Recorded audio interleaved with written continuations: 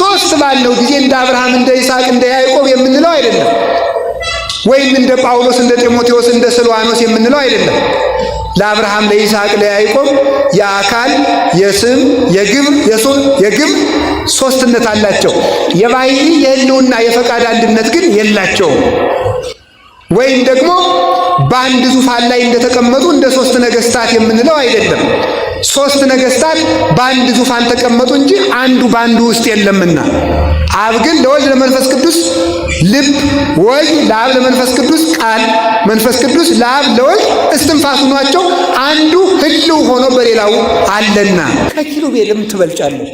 ለምን? እነሱ ንጹሕ ሆነው ቢኖሩ ኃጢአት በሌለበት ዓለም ነው። ድንግል ማርያም ንጹሕ ሆና የኖረችው ግን ጉድለት በበዛበት ዓለም ሆና ምሉ ሆና ስለተገኘች ነው። እሷን የሚመስል ንጹሕ የለም፣ እንኳን እግዚአብሔር የሚመስል ንጹሕ። እኔ ድሮስ ቢሆን የማይሳሳት ጳጳስ ነው እንዴ የምከተለው? የማይሳሳት መነኩሴ ነው የምከተለው? የማይሳሳተውን ክርስቶስን ነው የምከተለው። ሰው በሕይወት ዘመኑ ወደ ላይም ራሱን ማነጻጸር አይገባው፣ ወደ ታችም ራሱን ማነጻጸር አይገባው። ወመንፈስ ቅዱስ አሐዱ አምላክ በስመ አብ ወወልድ ወመንፈስ ቅዱስ አሐዱ አምላክ በስመ አብ ወወልድ ወመንፈስ ቅዱስ አሐዱ አምላክ። በባሕርዩ ሞት በመንግሥቱ ሽረት የሌለበት ቅድመ ዓለም የነበረ ዓለምን የፈጠረ ዓለምን አሳልፎ የሚኖር የአባቶቻችን አምላክ ቅዱስ እግዚአብሔር በሀብት ስቦ በረድኤት አቅርቦ በዚህ ቦታ ስለሰበሰበን ስሙ የተመሰገነ ይሁን። እናታችን ቅድስት ድንግል ማርያም ወላዲተ አምላክ፣ ቅዱስ መስቀሉ፣ ቅዱሳን መላእክት፣ ነቢያት፣ ሐዋርያት፣ ሰማዕታት፣ ደናግል፣ መነኮሳት እግዚአብሔር ያከበረው ስማቸው የተከበረ የተመሰገነ ይሁን። በረከታቸው ይደርብን። የተወደዱ አባታችን መልአከ አርያም መምህር አባ ገብረ ሥላሴ የዚህ ታላቅ ደብር አስተዳዳሪ፣ የተከበራችሁ ሊቃውንተ ቤተ ክርስቲያን፣ መምህራን፣ ካህናት፣ ዲያቆናት፣ እግዚአብሔርን የምትወዱት ይልቁንም እግዚአብሔር የሚወዳችሁ የእግዚአብሔር ቤተሰቦች አንድ አምላክ በሚሆን በአብ በወልድ በመንፈስ ቅዱስ ስም እንደምን ሰነበታችሁ? እንደምን ዋላችሁ? እንደምን አመሻችሁ? እስከዚህ ሰዓት ያቆየን አምላካችን እግዚአብሔር ስሙ የተመሰገነ ይሁን። ለነነዌ ጾም እንኳን አደረሳችሁ። ካሁን በፊት ላስተማሩን መምህር ቃለ ሕይወትን ያሰማል። እንግዲህ የምናማርበት ልቡና ደግሞ እሱ ፈቅዶ ያድለን። እንደ እግዚአብሔር ፈቃድ ባለችን እግዚአብሔር በፈቀደልን ጊዜ የምንማማረው ቅድስት ሥላሴ በሚል ርዕስ እንማማራለን። እስኪ በሉ ሁላችሁ ደግማችሁ በሉ፣ ደግማችሁ በሉ። በዚህ ነገር እንማማራለን። ይህንን ቃል የት እንዳለ ትነግሩኛላችሁ? የት ነው ያለው? የት ነው ያለው? ይሄ ቃል አታውቁትም? ታውቁታላችሁ? አታውቁትም ማለት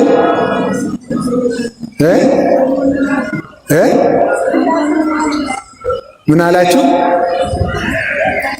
ምን መጽሐፍ ላይ አለ? ይሄ እኛ ጋር ነው ያለ። ይገርማል። እዚች መጽሐፍ ላይ አለ አይደል? ይሄ የለም?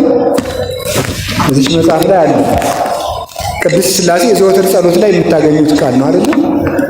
ምን ማለት ነው? ያ እንግዲህ ሰው ጸሎት ሲጸልይ አንድ የሚገባው ነገር የሚጸልየው ጸሎት እየሰሙ መጸለይ ነው።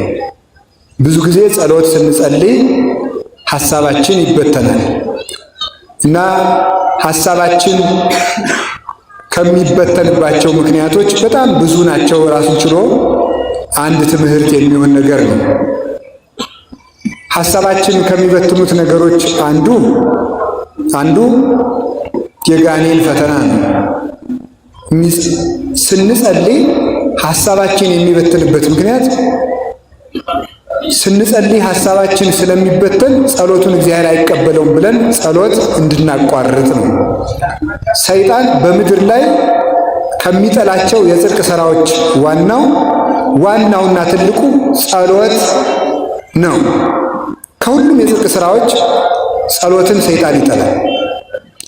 አልቦ ግብር ዘያፈቅር ሰይጣን ከመ አሕድጎ ጸሎት፣ ሰይጣን እንደ ጸሎት ማቋረጥ አድርጎ የሚወደው ነገር የለም። ስለዚህም መጀመሪያ እንዳይጸልዩ የጸሎት ጊዜያችንን ሌሊት እንድንሻማ ማታ በማይረቡን ነገሮች ጊዜያችን እንድናመሽ በማድረግ ማታ ካመሸን ሌሊት መነሳት ስለማንችል፣ ከዚያ ባለፈ ደግሞ ጉባኤ መሃል ስልክ ቁጭ ብላችሁ የምታወሩ ሰዎች ውጡ ስለማያችሁ። አንድ ፖሊስ ፊት ቁጭ በፖሊስ እየተጠየቃችሁ እያለ የማታወሩት ስልክ በንጉሠ ነገሥት በእግዚአብሔር ፊት ሆናችሁ ታወራላችሁ። በእውነት እንዴት ያለን ስርዓት አልበኛዎች እንደሆን ነግራችሁ። ደግሞ ሰው ዘወር ብላችሁ አትይም። ራሱ የተነገረው ሰው ይወጣል፣ እናንተ ወደዚህ ዞሩ። ስለዚህ ሰይጣን እንዲያ የሚያደርግበት ምክንያት የጸሎት ጊዜያችንን አስመሽቶ ካባከነ በኋላ ሌሊት አዳክሞ ቅንድብን በማክበድ ለጸሎት እንዳንነሳ ያደርጋል። ከተነሳን ደግሞ ይትመነገን በሐልዮ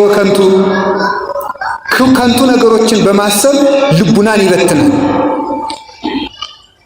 ከተቻለው ለጸሎት አለማስነሳት፣ እምቢ ብለውት ከተነሱ ደግሞ ሐሳብ መበተን። የሚበትንበት ምክንያት እንዲህ እያልኩ ብጸልይ እግዚአብሔር ይሰማኛል ወይ፣ ሐሳቤ ላልተሰበሰበበት ጸሎት ምን ያደክመኛል ብለን ጸሎት እንድናቋርጥ ነው። ኃያል ሰውን እጅ እግሩን ካላሰሩ የኃያልን ገንዘብ መውረስ እንደማይቻል ሰይጣን እኛን በጸሎት ማቋረጥ ካላሰረ የእኛን ጸጋ መግፈፍ አይቻለው። ስለዚህ ጸሎት እንድናቋርጥ ያደርግናል ማለት ነው። የተቻለው ሰው ቤቱን ዘግቶ ይጠብቃል። ቤቱ ሽፍቶች ከፍተው የገቡበት ሰው ግን የሚቀረው አንድ ነገር ነው፣ ሰው እንዲደርስለት መጮህ ነው። እንዳይጮህ አፉ ከታፈነ በኋላ ግን ገንዘቡን በሙሉ ሳይወድ በግዱ ያስረክባል። ለእኛ በወንበዴ የተመሰለ ሰይጣን ከጸጋ እንዳያራቁተን ጸሎት ጩኸታችን ነው። አባታችን እግዚአብሔር በእህት በወንድም በጎረቤት የተመሰሉ ቅዱሳን መላእክት፣ ቅዱሳን አበው መጥተው እንዲረዱን የሚያደርገን ጸሎት ነው። ያንን እንዳናደርግ ሐሳብን ይበትናል። ሐሳባችን ሌላው የሚበተነው ምንድን ነው? እምነት ስለሌለን ነው።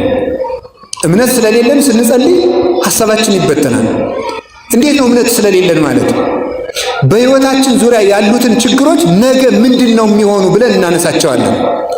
እግዚአብሔር ያውቃል፣ ከገሌ ጋር ተጣልቻለሁ፣ ምንድን ነው የምሆነው? እኔ መጨረሻዬ ምንድን ነው? የምኖረው የት ሀገር ነው? መጨረሻ የሚደመደመው በምን አይነት ሥራ ነው? ከማን ጋር ነው የምኖረው? እንዲህ ያለውን ችግሬን የምፈታው በምንድን ነው? በማለት ሆን ብሎ ጸሎታችን ላይ የሕይወታችንን የዛሬና የወደፊት ነገሮችን እያስታወሰ ያለፈ የኃጢአት ታሪካችን እየዘረዘረ በጸሎት ጊዜ ላይ ሐሳባችን እንዲበተን ያደርጋል። ለዚህ መፍትሄው ማመን። እምነቱም እንዲህ የሚል ነው፣ እግዚአብሔር ያስብልኛል። ግድፍ ላይ ለእግዚአብሔር ሕሊናከ ወውቱ ይሴሰከ፣ ሕሊናህን በእግዚአብሔር ላይ ጣል እርሱም ይመግብሃል። እሱ ስለ እናንተ ያስባልና የሚያስጨንቃችሁን ነገር በእርሱ ላይ ጣሉት። ባለቤቱም መኑ እምኔክሙ በተክዞ ዘይክል ወስቆ አሐደ እመተ በዲበ ቆሙ፣ ከእናንተ መካከል ተጨንቆ በቁመቱ ላይ አንድ ክንድ መጨመር የሚቻለው ማን ነው? ስለዚህ እላችኋለሁ አትጨነቁ። ስለ መብል የምትጨነቁ እንደሆነ ርዩ አዕዋፈ ሰማይ እለይዘሩ ወያርሩ ወያስተጋቡ ውስተ አብያት፣ የማይዘሩ የማያጭዱ የሰማይ ወፎችን በጎተራ በሪቅ የማይሰበስቡ እነርሱን ተመልከቱ። እስመ አቡክሙ ሰማያዊ ይሴስዮሙ፣ የሰማይ አባታችሁ ይመግባቸዋል። ስለዚህ እናንተም ስለምን ለምን ትጨነቃላችሁ? አኮኑ ነፍስ ታጽእ እምሲሲት ወሥጋኒ ማራስ፣ ነፍስ ደም እስካለ ድረስ ትኖራለች። ደም ከደረቀ ነፍስ ይወጣል። ነፍስ እንድትኖር ደም ያስፈልጋል። ደም እንዲኖር ምግብ ያስፈልጋል። ለነፍስ የሚረባትን ምግብ ከመስጠትማ ነፍስን መፍጠር አይበልጥምን?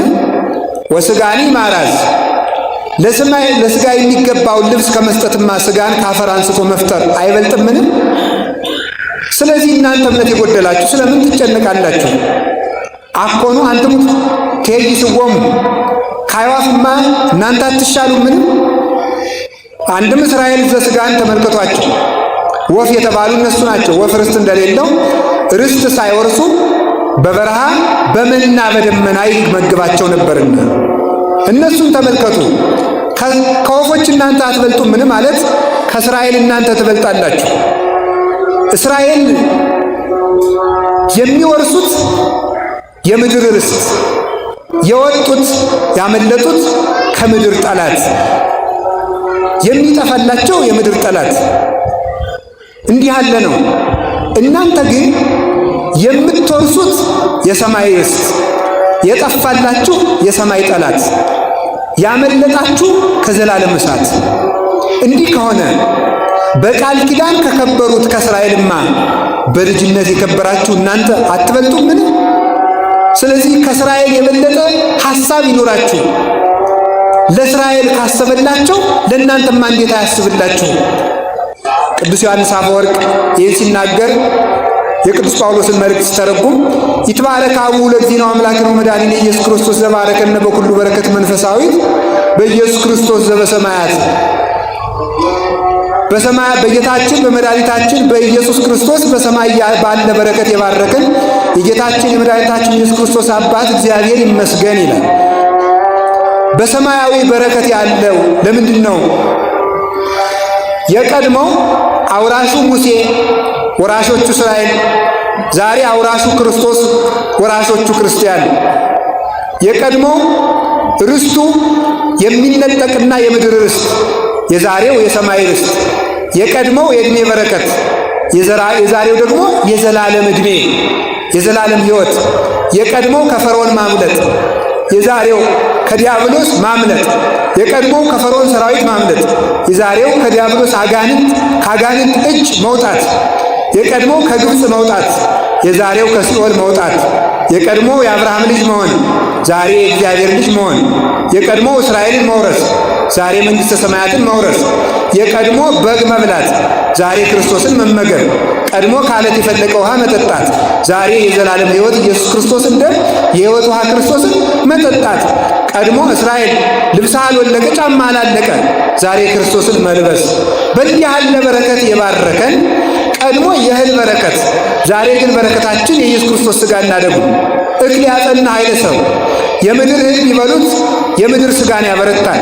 የክርስቶስን ሥጋ ቢመገቡት የሰማይ ኃይል ሰጥቶ ነፍስንም ሥጋንም አንድነት ያጸናቸዋል። ስለዚህ ለምግብ አትጨነቁ፣ ለልብሳችሁ አትጨነቁ። ወበይንተ አራዝኒ ምንተ ትብሉ ርዩ ጽጌሃተ ገዳም ዘከመ ይድህቁ። የምድረ በዳ አበቦች እንደምን እንደሚያድጉ ተመልከቷቸው። ሰሎሞን ጥቀ በኩሉ መኃይሉ ኢለብሰ ከመ ሁሉ።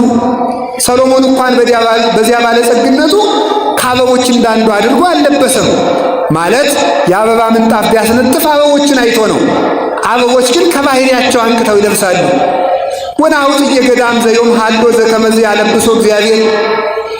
ነገ በሳት የሚቃጠለውን አበባ እግዚአብሔር እንዲህ በጌጥ በመዓዛ የሚያስጌጠው ከሆነ ኦ ሕፃን ሃይማኖት እፎኪያክሙ፣ እናንተ እምነት የጎደላችሁ እናንተንማ እንዴት አያላብሳችሁ? ስለዚህ ስለምን ለልብስ ትጨነቃላችሁ? አንድም ነገ በገሃነም የሚቃጠለውን አረሚ አሕዛብ እግዚአብሔር እንዲህ የሚመግበው ከሆነ እናንተንማ እንዴት አይመግባችሁ? ስለዚህ አላቸው ወበይንተ ዝብለክሙ የተተክዙን ዘትብሉ። ስለዚህ እላችኋለሁ እንዲህ እያላችሁ አትጨነቁ። ምንተ ንበልዕ ወምንተ ንሰቲ ወምንተ ንትከደን፣ ምን እንበላለን፣ ምን እንጠጣለን፣ ምን እንለብሳለን አትበሉ። ወዘንተሰ ኩሉ አሕዛብ ምድር ዘአፋ ያሐስስዎ። እንዲህ ያለውን ጸሎትስ አሕዛብም ይጸልዩታል። አንትሙሰ መቅድመ ኩሉ እሱ መንግሥቶ ወጽድቆ፣ እናንተ ከሁሉ አስቀድማችሁ ጽድቁን ፈልጉ። ወኩሉ ይተስተከክሙ፣ ሌላው ይጨመረላችኋል አለ። ሌላው ዳረጎት ነውና በጽድቅ ላይ የምድር ሀብት ይጨመረላችኋል ማለት ነው። ሊቁ ቅዱስ ዮሐንስ አፈወርቅ ይህንን ሲተረጉም ምን አለ? ንሕነሰ ወለድነ ሥርዓቶ ለእግዚአብሔር፣ እኛ የእግዚአብሔርን ሥርዓት የእግዚአብሔርን ሕግ አገላበጥ ነው አለ። እሱ አስቀድማችሁ ጽድቁን ፈልጉና የምድሩን እጨምርላችኋለሁ ብሎ ነበረ። እኛ ግን መጀመሪያ የምድሩን ኋላ ጽድቁን ስለምንፈልግ ወበይንተዝን ረከባ ለዛቲ ወይለን ታክቲ፣ በዚህ ምክንያት እኛ የሰማዩንም አናገኝም የምድሩንም አናገኝም ብሎ ይነገራል። ስለዚህ ስለምንም ነገር አትጨነቁ። የሚገሉ ሰዎች ያስፈራሯችሁ እንደሆነ ደግሞ እንዲህ ብላችሁ አስሙ። እትፍርወሙ ለለ ይቀትሉ ሥጋክሙ ወለነፍስክሙ ሰይኩሉ ቀትሎታ። ሥጋችሁን የሚገሉትን አትፍሩ፣ ነፍሳቸውን መግደል አይቻላቸውምና። ወባይቱ ፍርወሰ ለዘቦ ስልጣን ከመይግል ቀቲለ ሥጋሂ ወነፍሰይ ህቡረ በውስተ ገሃነም። ነፍስንም ሥጋንም አንድ አድርጎ በገሃነም መቅጣት የሚቻለውን እርሱን ፍሩት።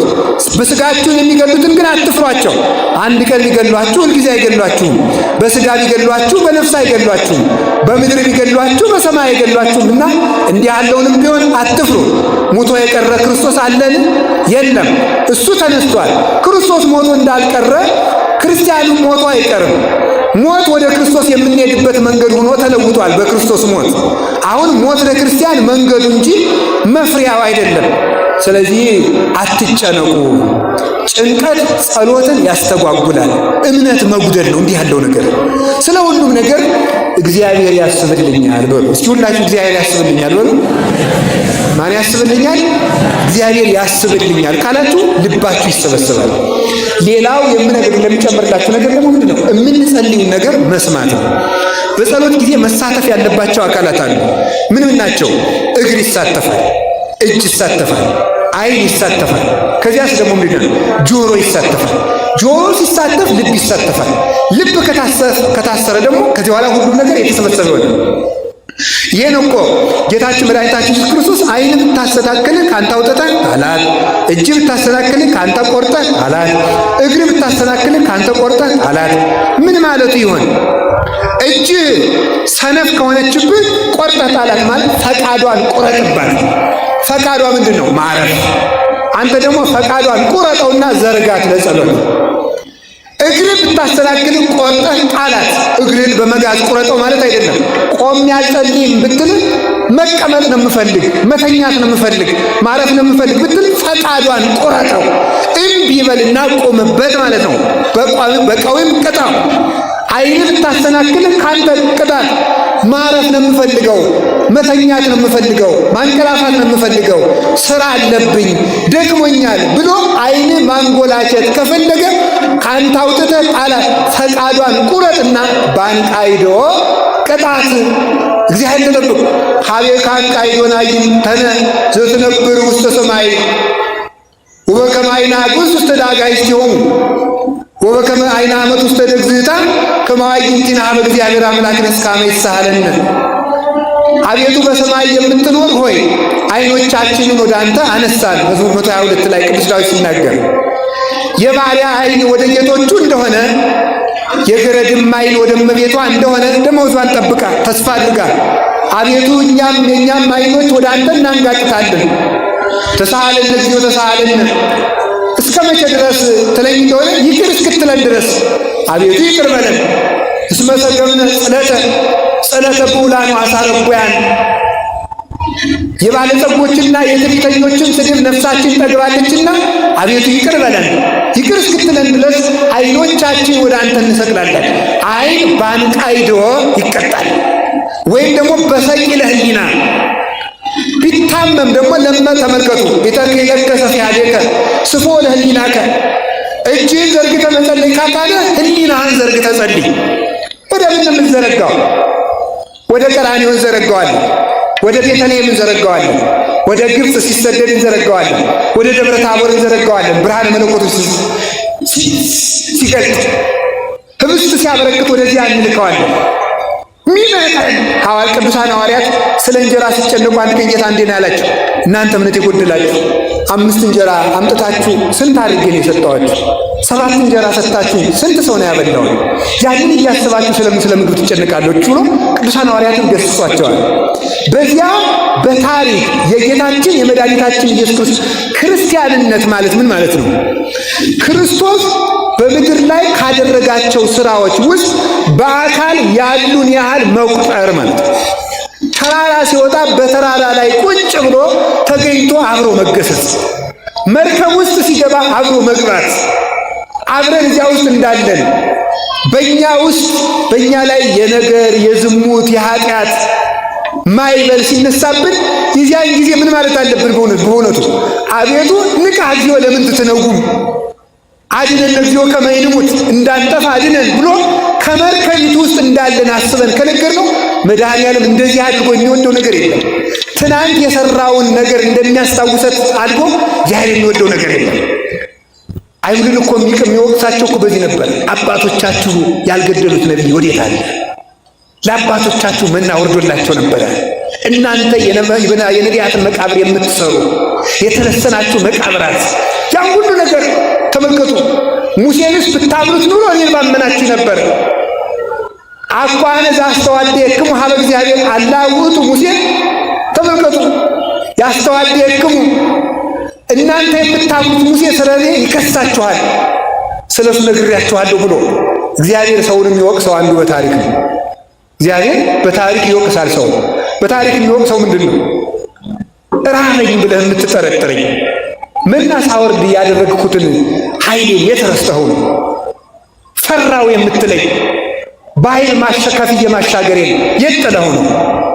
እሳት ፈርቼ ካድኩ የምትለኝ ለሦስቱ ሕፃናት እሳት ማብረዴን የት ጥለኸው ነው? አውሬ ፈርቼ ካድኩ የምትለኝ ለዳንኤል የለጎምኩትን አናብስት የለጎምኳቸውን የት ረስተሃቸው ነው? ውሃ ሞላብኝና ፈራው የምትል ለሐዋርያት የገሰጽኩትን በኃይል የት ጥለኸው ነው? ለእነሱ ያበረርኩትን ነፋስ የት ጥለኸው ነው? እግዚአብሔር የትናንትናውን አይቶ የሚታመን ነው። ለዚህ ነው ቅዱስ ጳውሎስ ኢየሱስ ክርስቶስ ዘትማልም ወክም ውእቱ እስከ ለዓለም፣ ክርስቶስ ትናንትም ዛሬም ያው ነው ብሎ የተናገረ ከዚህ የተነሳ ነው። ስለዚህ በጸሎታችን መሳተፍ አንዱ መሳተፍ ያለበት ምንድን ነው? ጆሮ መሳተፍ አለበት። ጸሎት ስጸልይ በቃ ሳላውቀው ከአትብ ገጽ ጀምሬ ደርሼ የእሑድ ውዳሴ ማርያም ደርሼ አገኘውን ምን ላድርግ ይላል። ሁሉም ሰው እንደዚህ ይህን ጥያቄ ይጠይቃል። ግን መልሱ ምንድን ነው? መስማት ነው። ማወቅ የሚገባን ደግሞ እግዚአብሔር ታላቅ ታምር አድርጎ ጸሎተኛ ሰው እንደማያደርገን ማወቅ አለብን። እግዚአብሔር ጸሎተኛ ሰው እንዲያደርጋችሁ ከፈለጋችሁ አትድከሙ፣ አያደርጋችሁ። ለፍቶ ነው። ጸሎተኛ የሚኮነው ተጸልዮ ነው። እስኪ በሉ ሁላችሁም ጸሎተኛ የሚኮነው ምን ተብሎ ነው? እስኪ ስለዚህ ለጸሎተኛነት ምን እናድርግ? እንጸልይ በሉ እንጂ። ለጸሎተኛነት ምን እናድርግ? እንጸልይ። ስንጸልይ ምን እንሆናለን? በሉ እንጂ ጸሎተኛ እንሆናለን። ምን ይላሉ አባቶቻችን? የሌላን ሰው ራስ ቅቤ የሚቀባ ሰው የእሱ እጅ ቅቤ መንካቱ ይቀራል ይላል። ስለዚህ ጸሎትን ቅቤ ያደርጉት። ምንም እንኳን ጸሎታችን በረከት የማይገባው ቢሆንም እንኳን መንካታችን ግን አይቀርም፣ በረከት ማግኘታችን አይቀርም፣ አጋንንት መሸሻቸው አይቀርም። ጸሎታችን እኛ ባይገባን እንኳን ጋኔን ይገባዋል፣ ሰይጣን ይገባዋል እኮ በደንብ አድርጎ ነው የሚገባው። ይሰማል። ይህ ሰውዬ ነው የሚለው እኮ ይህ ሰውዬ ዛሬ አንድ አሁን ስማት የደገመ ነገማ 150 ዳዊት ይደግማል። ስለዚህ ሳይርቅ በቅርቡ ሳይደርቅ በርጥቡ ይህ ሰውዬ አሁን ላስቀር ብሎ እኮ ነው የሚያሰናክል። እውነቴን የምነግራቸው ሰይጣን የሚንቀው ጸሎት የለም፣ እግዚአብሔርም የሚንቀው ጸሎት የለም። ሁሉንም ሰው ይሰማል እግዚአብሔር። እንዲያውም እግዚአብሔር ኃጢአተኞችንም ይሰማል። አላችሁን? እግዚአብሔር ከሁላችን ጋር ይሁን። ስለዚህ ያንን ጸሎት ምን ማድረግ ይጠበቅብናል ሲባል መስማት። የራሳችሁን የምታነቡትን ነገር ማዳመጥ አለባችሁ። ጆሮአችሁን ተቆጣጠሩት። እንዲህ ተብሎ ነው የሚታደግ ማለት ነው። ስለዚህ አፍ ለጆሮ ያቀብላል። ጆሮ ለማን ያቀብላል? በሉ እንጂ። ያን ጊዜ ልብ ምን ይሆናል? ይሰበሰባል። የምትጸልዩትን ነገር ስሙት፣ ምን እያለ እንደሆነ ማለት ነው። ምን እያለ እንደሆነ አሁን አቡነ ዘበሰማያትን ጸልየን ስንጨነቅ አይደንቃችሁ? እስኪ አሁን ተመልከቱ። አባታችን ሆይ በሰማያት የምትኖር ስምህ ይቀደስ። እሺ፣ በጣም ጥሩ። ከዛ ስም መንግሥትህ ትምጣ። እሺ፣ መንግሥተ ሰማያትን ስጠኝ ማለት ነው። ፈቃድ በሰማይ እንደሆነች እንዲሁም በምድር ትሁን። የመላእክትን ሕይወት ስጠኝ አልኩት። ከዛሳ የዕለት እንጀራዬን ስጠኝ። እንጀራችንን ደግሞ አገኘን በሎዚ ውስጥ ማለት ነው። ከዛሳ በደላችን ይቅር በለን፣ የኃጢአት ስርየት አገኘን ማለት ነው። እኛም የበደሉንን ይቅር እንል ዘንድ ይቅር ባይ ልቡና ንጹሕ ልብ ስጠን አለና ደግሞ ንጹሕ ልብ ስጠን ብለን ስለ ሰብዕናችን ጸልይ። ከዚያሳ አቤት ወደ ፈተና አታግባን፣ ወደ ፈተና አታግባን፣ መከራ ፈርተን አንተን ከመካድ አድነን ማለታችን ነው። ስለዚህ ፈተና እንዳይመጣብንም ጸልይ፣ ከክፉ ሁሉ አድነን እንጂ በሰማይ እንደ በረዶ በምድር እንደ ዘንዶ ከታዘዘ መቅሰፍት አድነን አልነው። አዳነን። መንግስት ያንተ ናትና መንግስት ያንተ ስለሆነ ከዲያብሎስ መንግስት አውጣኝ። በቃ በዚህ ውስጥ ያልቀረበ አቤቱታ አለ? እስኪ ንገሩኝ፣ ያልቀረበ አቤቱታ አለ ወይ? ስለዚህ ጸሎታችሁን ስጨርሱ እንዲው ጌታ ሆይ አደራ እንዲው እንጀራም ስጠኝ እንዲህ ያለም ስጠኝ አይባልም። ቀርቧል እዚያው ውስጥ ማለት ነው። እዚያው ውስጥ ሁሉም ነገር ተጠናቆ ቀርቧል። ለእግዚአብሔር ሰምቷል። ይሄ ስለዚህ ጸሎት አታብዙ ያለ ማመልከቻ አታብዙ። እንዲው ለልጄም ልብ ስጠው፣ ለጎረቤቶችም ልብ ስጣቸው፣ የሰው መውደዱን ስጠኝ፣ ሰው ሁሉ ያየኝ ሁሉ እንዲወደኝ አድርገኝ፣ ግርማ ሞገስም ስጠኝ፣ ገንዘቤንም ቢሆን አበርክተው፣ እየሰከርክ የገንዘቤንም በረከት ስጠኝ። እንደዚህ ብሎ የለም በእውነቱ ማለት ነው። የራሴን ድርሻ መወጣት ይገባል ማለት ነው።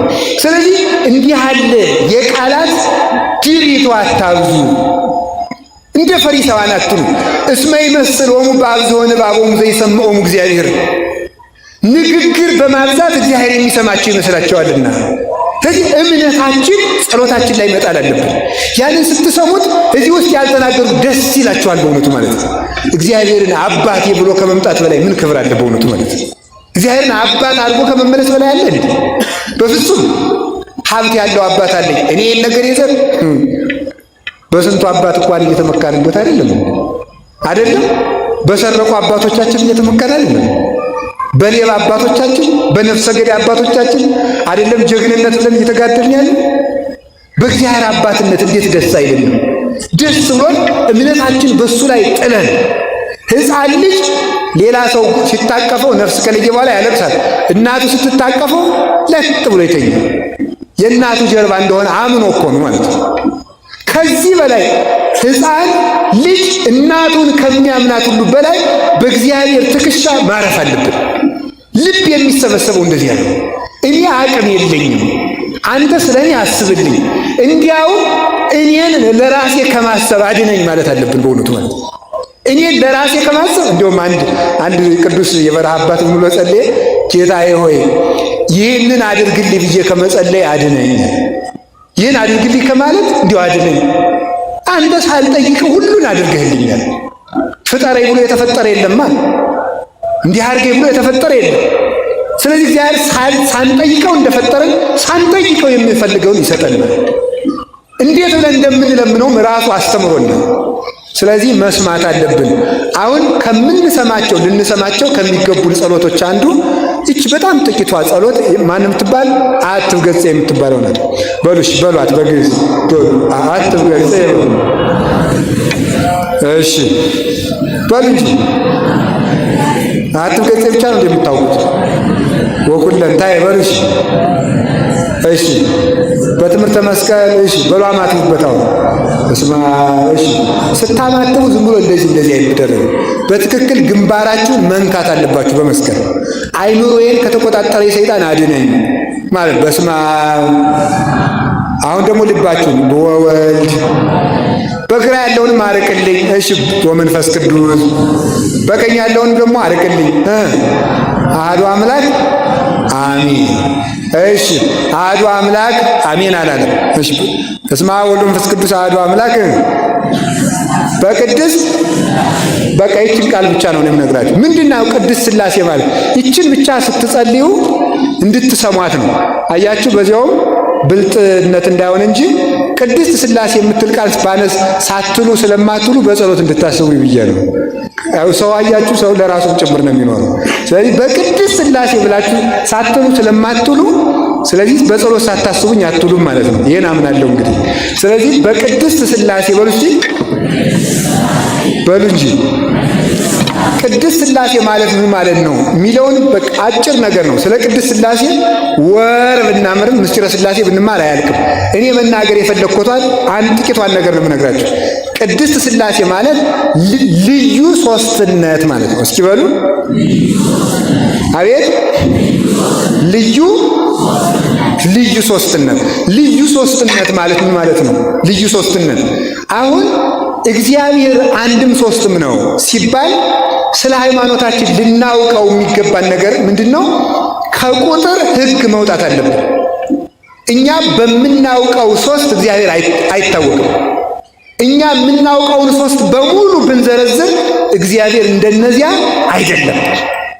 እግዚአብሔር አንድ ነው ሲባል ደግሞ እኛ የምናውቀውን አንድ የሆነ ነገር ብንዘረዝር እግዚአብሔር እንደዚያ ያለ አንድ አይደለም።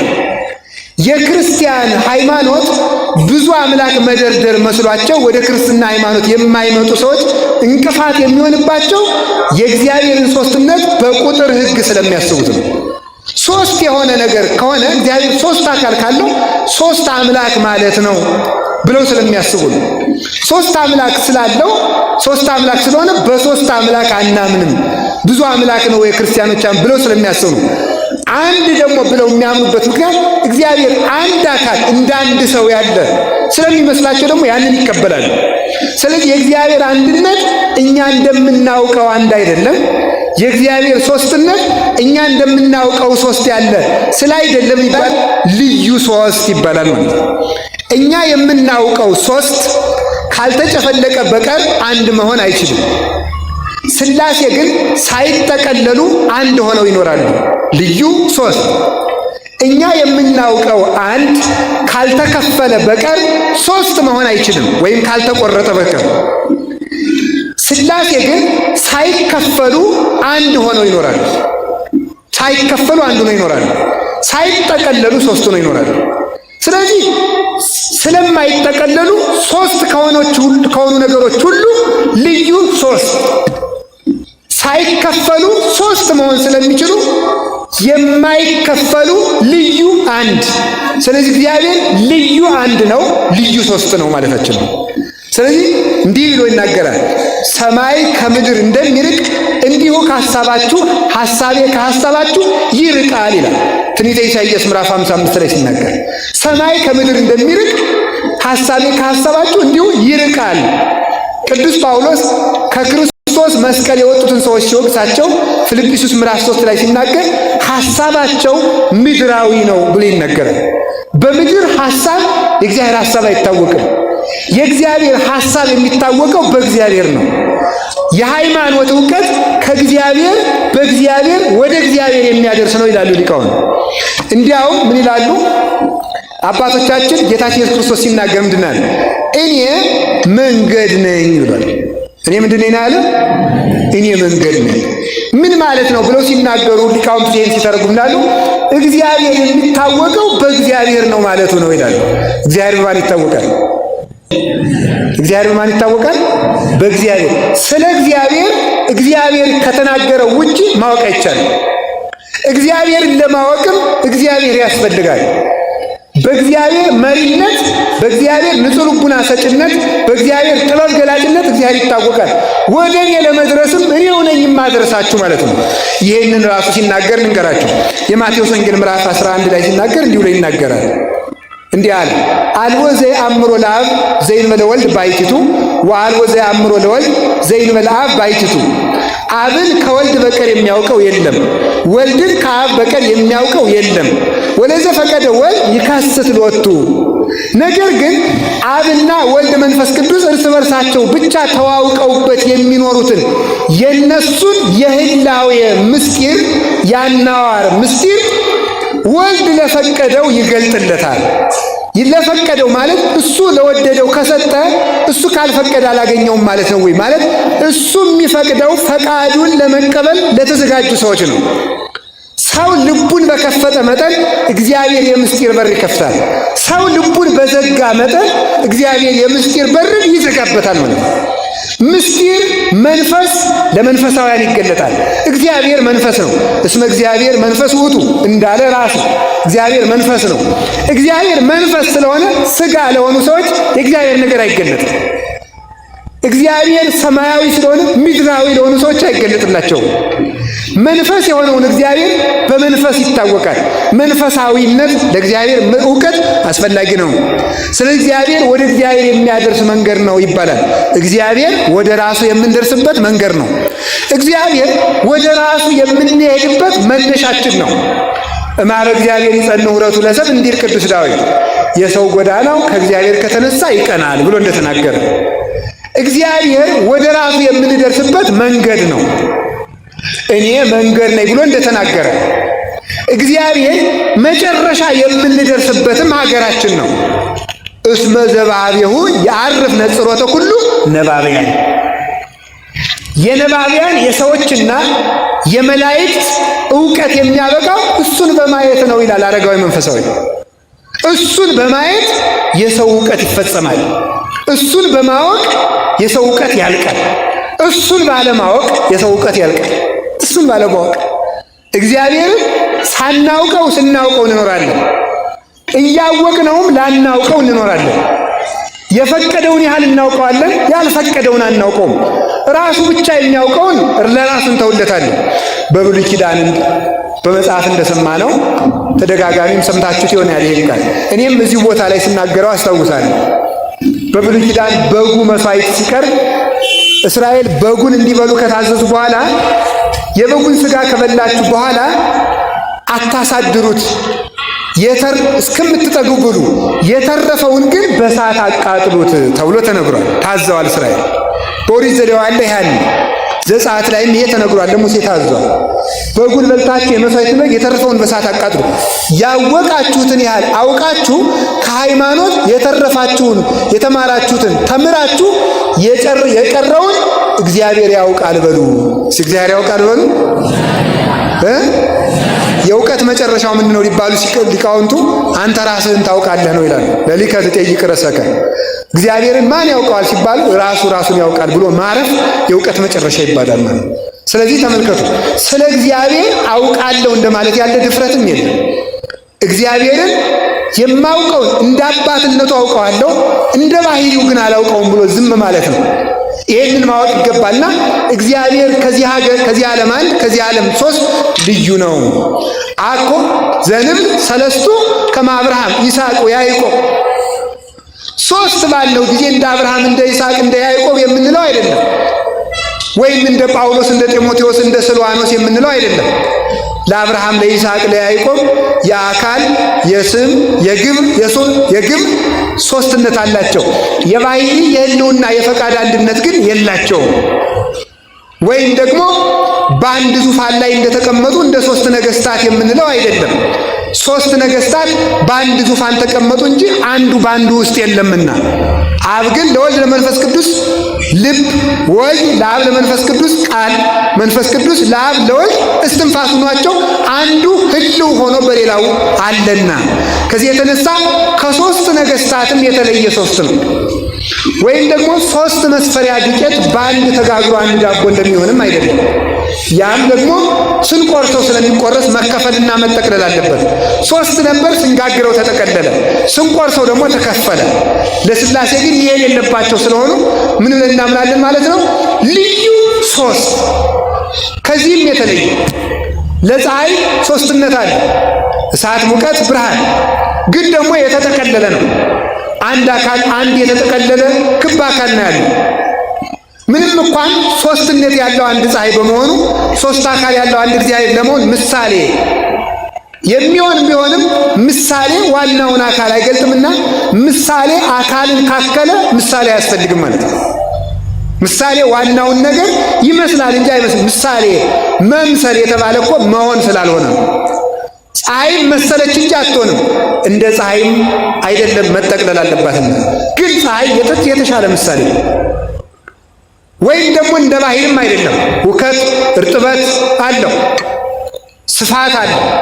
አንድ ባህር እንለዋለን። አብ ወልድ መንፈስ ቅዱስን አንድ አምላክ እንላለን። ከዚህም ደግሞ የተለየ ይህም መጠቅለል አለበት። ምንም እንኳን ለሶስትነቱ ለአንድነቱ ማስረጃ ቢሆን መጠቅለል አለበት። የተሻለ ምሳሌ የሚባለው የሰው ነፍስ ነው። ልብ አለው፣ ቃል አለው፣ አንድ እስትንፋስ አለው፣ አንድ ነፍስ ይባላል። አብ ወልድ መንፈስ ቅዱስ አንድ አምላክ ይባላል። ያም ሆኖ ግን አንድ ነፍስ ስለሆነች መጠቅለል አለባት። ይህም ደግሞ የቀረበ ምሳሌ ተብሎ ነው። ይሄም ደግሞ ያነሰ ነው። ስለዚህ እንዴት ነው ቢባል የሥላሴን ሶስትነት ማወቅ ስለማይቻል እኛ የምናውቀው በእምነት ብቻ ስለምናውቀው ለራሱ ትተን ልዩ ሶስት ብለን እናምናለን። እስኪ ልዩ ሶስት በሉ። ምን አላችሁ? እንደገና ደግሞ በሉ። ወይም ደግሞ አንድ ልብስ ሶስት ሰዎች እንደሚለብሱትም አይደለም፣ እንደዚያም ደግሞ አይደለም። በአንድ ጌትነት ይኖራል ማለት ጌትነት የሚባለው አንድ እንዳንድ ልብስ ሶስት ሰዎችን ሽፍን እንደሚያደርግ አይደለም። የሶስቱ ተገናዝቦ ነው። የአብ በሌላው መኖር፣ የወልድ በሌላው መኖር፣ የመንፈስ ቅዱስ በሌላው መኖር፣ ለራሳቸው ግዛት አለመከፈሉ፣ ዘመን አለመከፈሉ፣ መንበር አለመከፈሉ፣ ዕውቀት አለመከፈሉ፣ ብርሃን አለመከፈሉ፣ ቅዳሴ አለመከፈሉ፣ ስብሐት አኮቴት አለመከፈሉ፣ ጥበብ አለመከፈሉ፣ ኃይል አለመከፈሉ፣ ዘላለማዊነት አለመከፈሉ፣ ጌትነት አለመከፈሉ፣ ስልጣን እንዲህ ያለ ሁሉ አለመከፈሉ አንድ ቢያሰኝም ግን አንድ ስንል ግን አንድ ልብስ እንደሚለብሱ ሶስት ሰዎች ማለታችን አይደለም። ወይም በአንድ ምስማር እንደተያያዙ ሶስት እንጨቶች ማለት አይደለም። ወይም በአንድ ገመድ እንደተሳሰሩ ሶስት ሰዎች ማለት አይደለም። ከዚህ ሁሉ የተለየ ስለሆነ ልዩ ሶስት በሉ እንጂ ልዩ አንድ በሉ። ደግሞ ልዩ ሶስት ነው ግን አይካፈልም። ወይም አገዛዛቸው የራሱ አብ ወልድ መንፈስ ቅዱስ አብ ምስራቁን ወልድ ሰሜኑን መንፈስ ቅዱስ ደግሞ የቀረውን አቅጣጫ በመግዛት አይደለም። አንዱ ባለበት ዓለም አንዱ መልጦ ሲኖር አንዱ ለአንዱ ቦታ አይለቅም። አብ ባለበት ዓለም ወልድ መንፈስ ቅዱስ ሲመሉበት ለወልድ ለመንፈስ ቅዱስ ቦታ አይለቅም። ባለበት ዓለም ይመላል። ወልድ በመላበት ዓለም አብ መንፈስ ቅዱስ ሲመሉ ወልድ ለሁለቱ ቦታ አይለቅም። ባለበት ዓለም እሱ እንዳለ ሳይጨመሩ ሳይጨፈለቁ ሳያድሩ ይመሉበታል። መንፈስ ቅዱስ በመላበት ዓለም አንድ ምላት አላቸው ማለት። ስለዚህ ተመልከቱ፣ በአንድ ምላት፣ በአንድ እውቀት፣ በአንድ ቃል ይናገራል። ሶስት ልዩ አካል ያለው በአንድ ቃል ይናገራል ማለት ነው። ሶስት ሰዎች አለን አይደል? ሶስት ሰዎች ስንናገር አንድ አይነት ቃል ብንናገር ግን የምንናገረው ግን በስንት አፍ ነው? በሉ እንጂ ሥላሴ በአንድ ቃል ይናገራሉ የሚለውን ታውቁታላችሁ? እኔ ያላውቀው፣ እናንተ ታውቁት ከሆነ ንገሩ። እኔ ያላውቀው።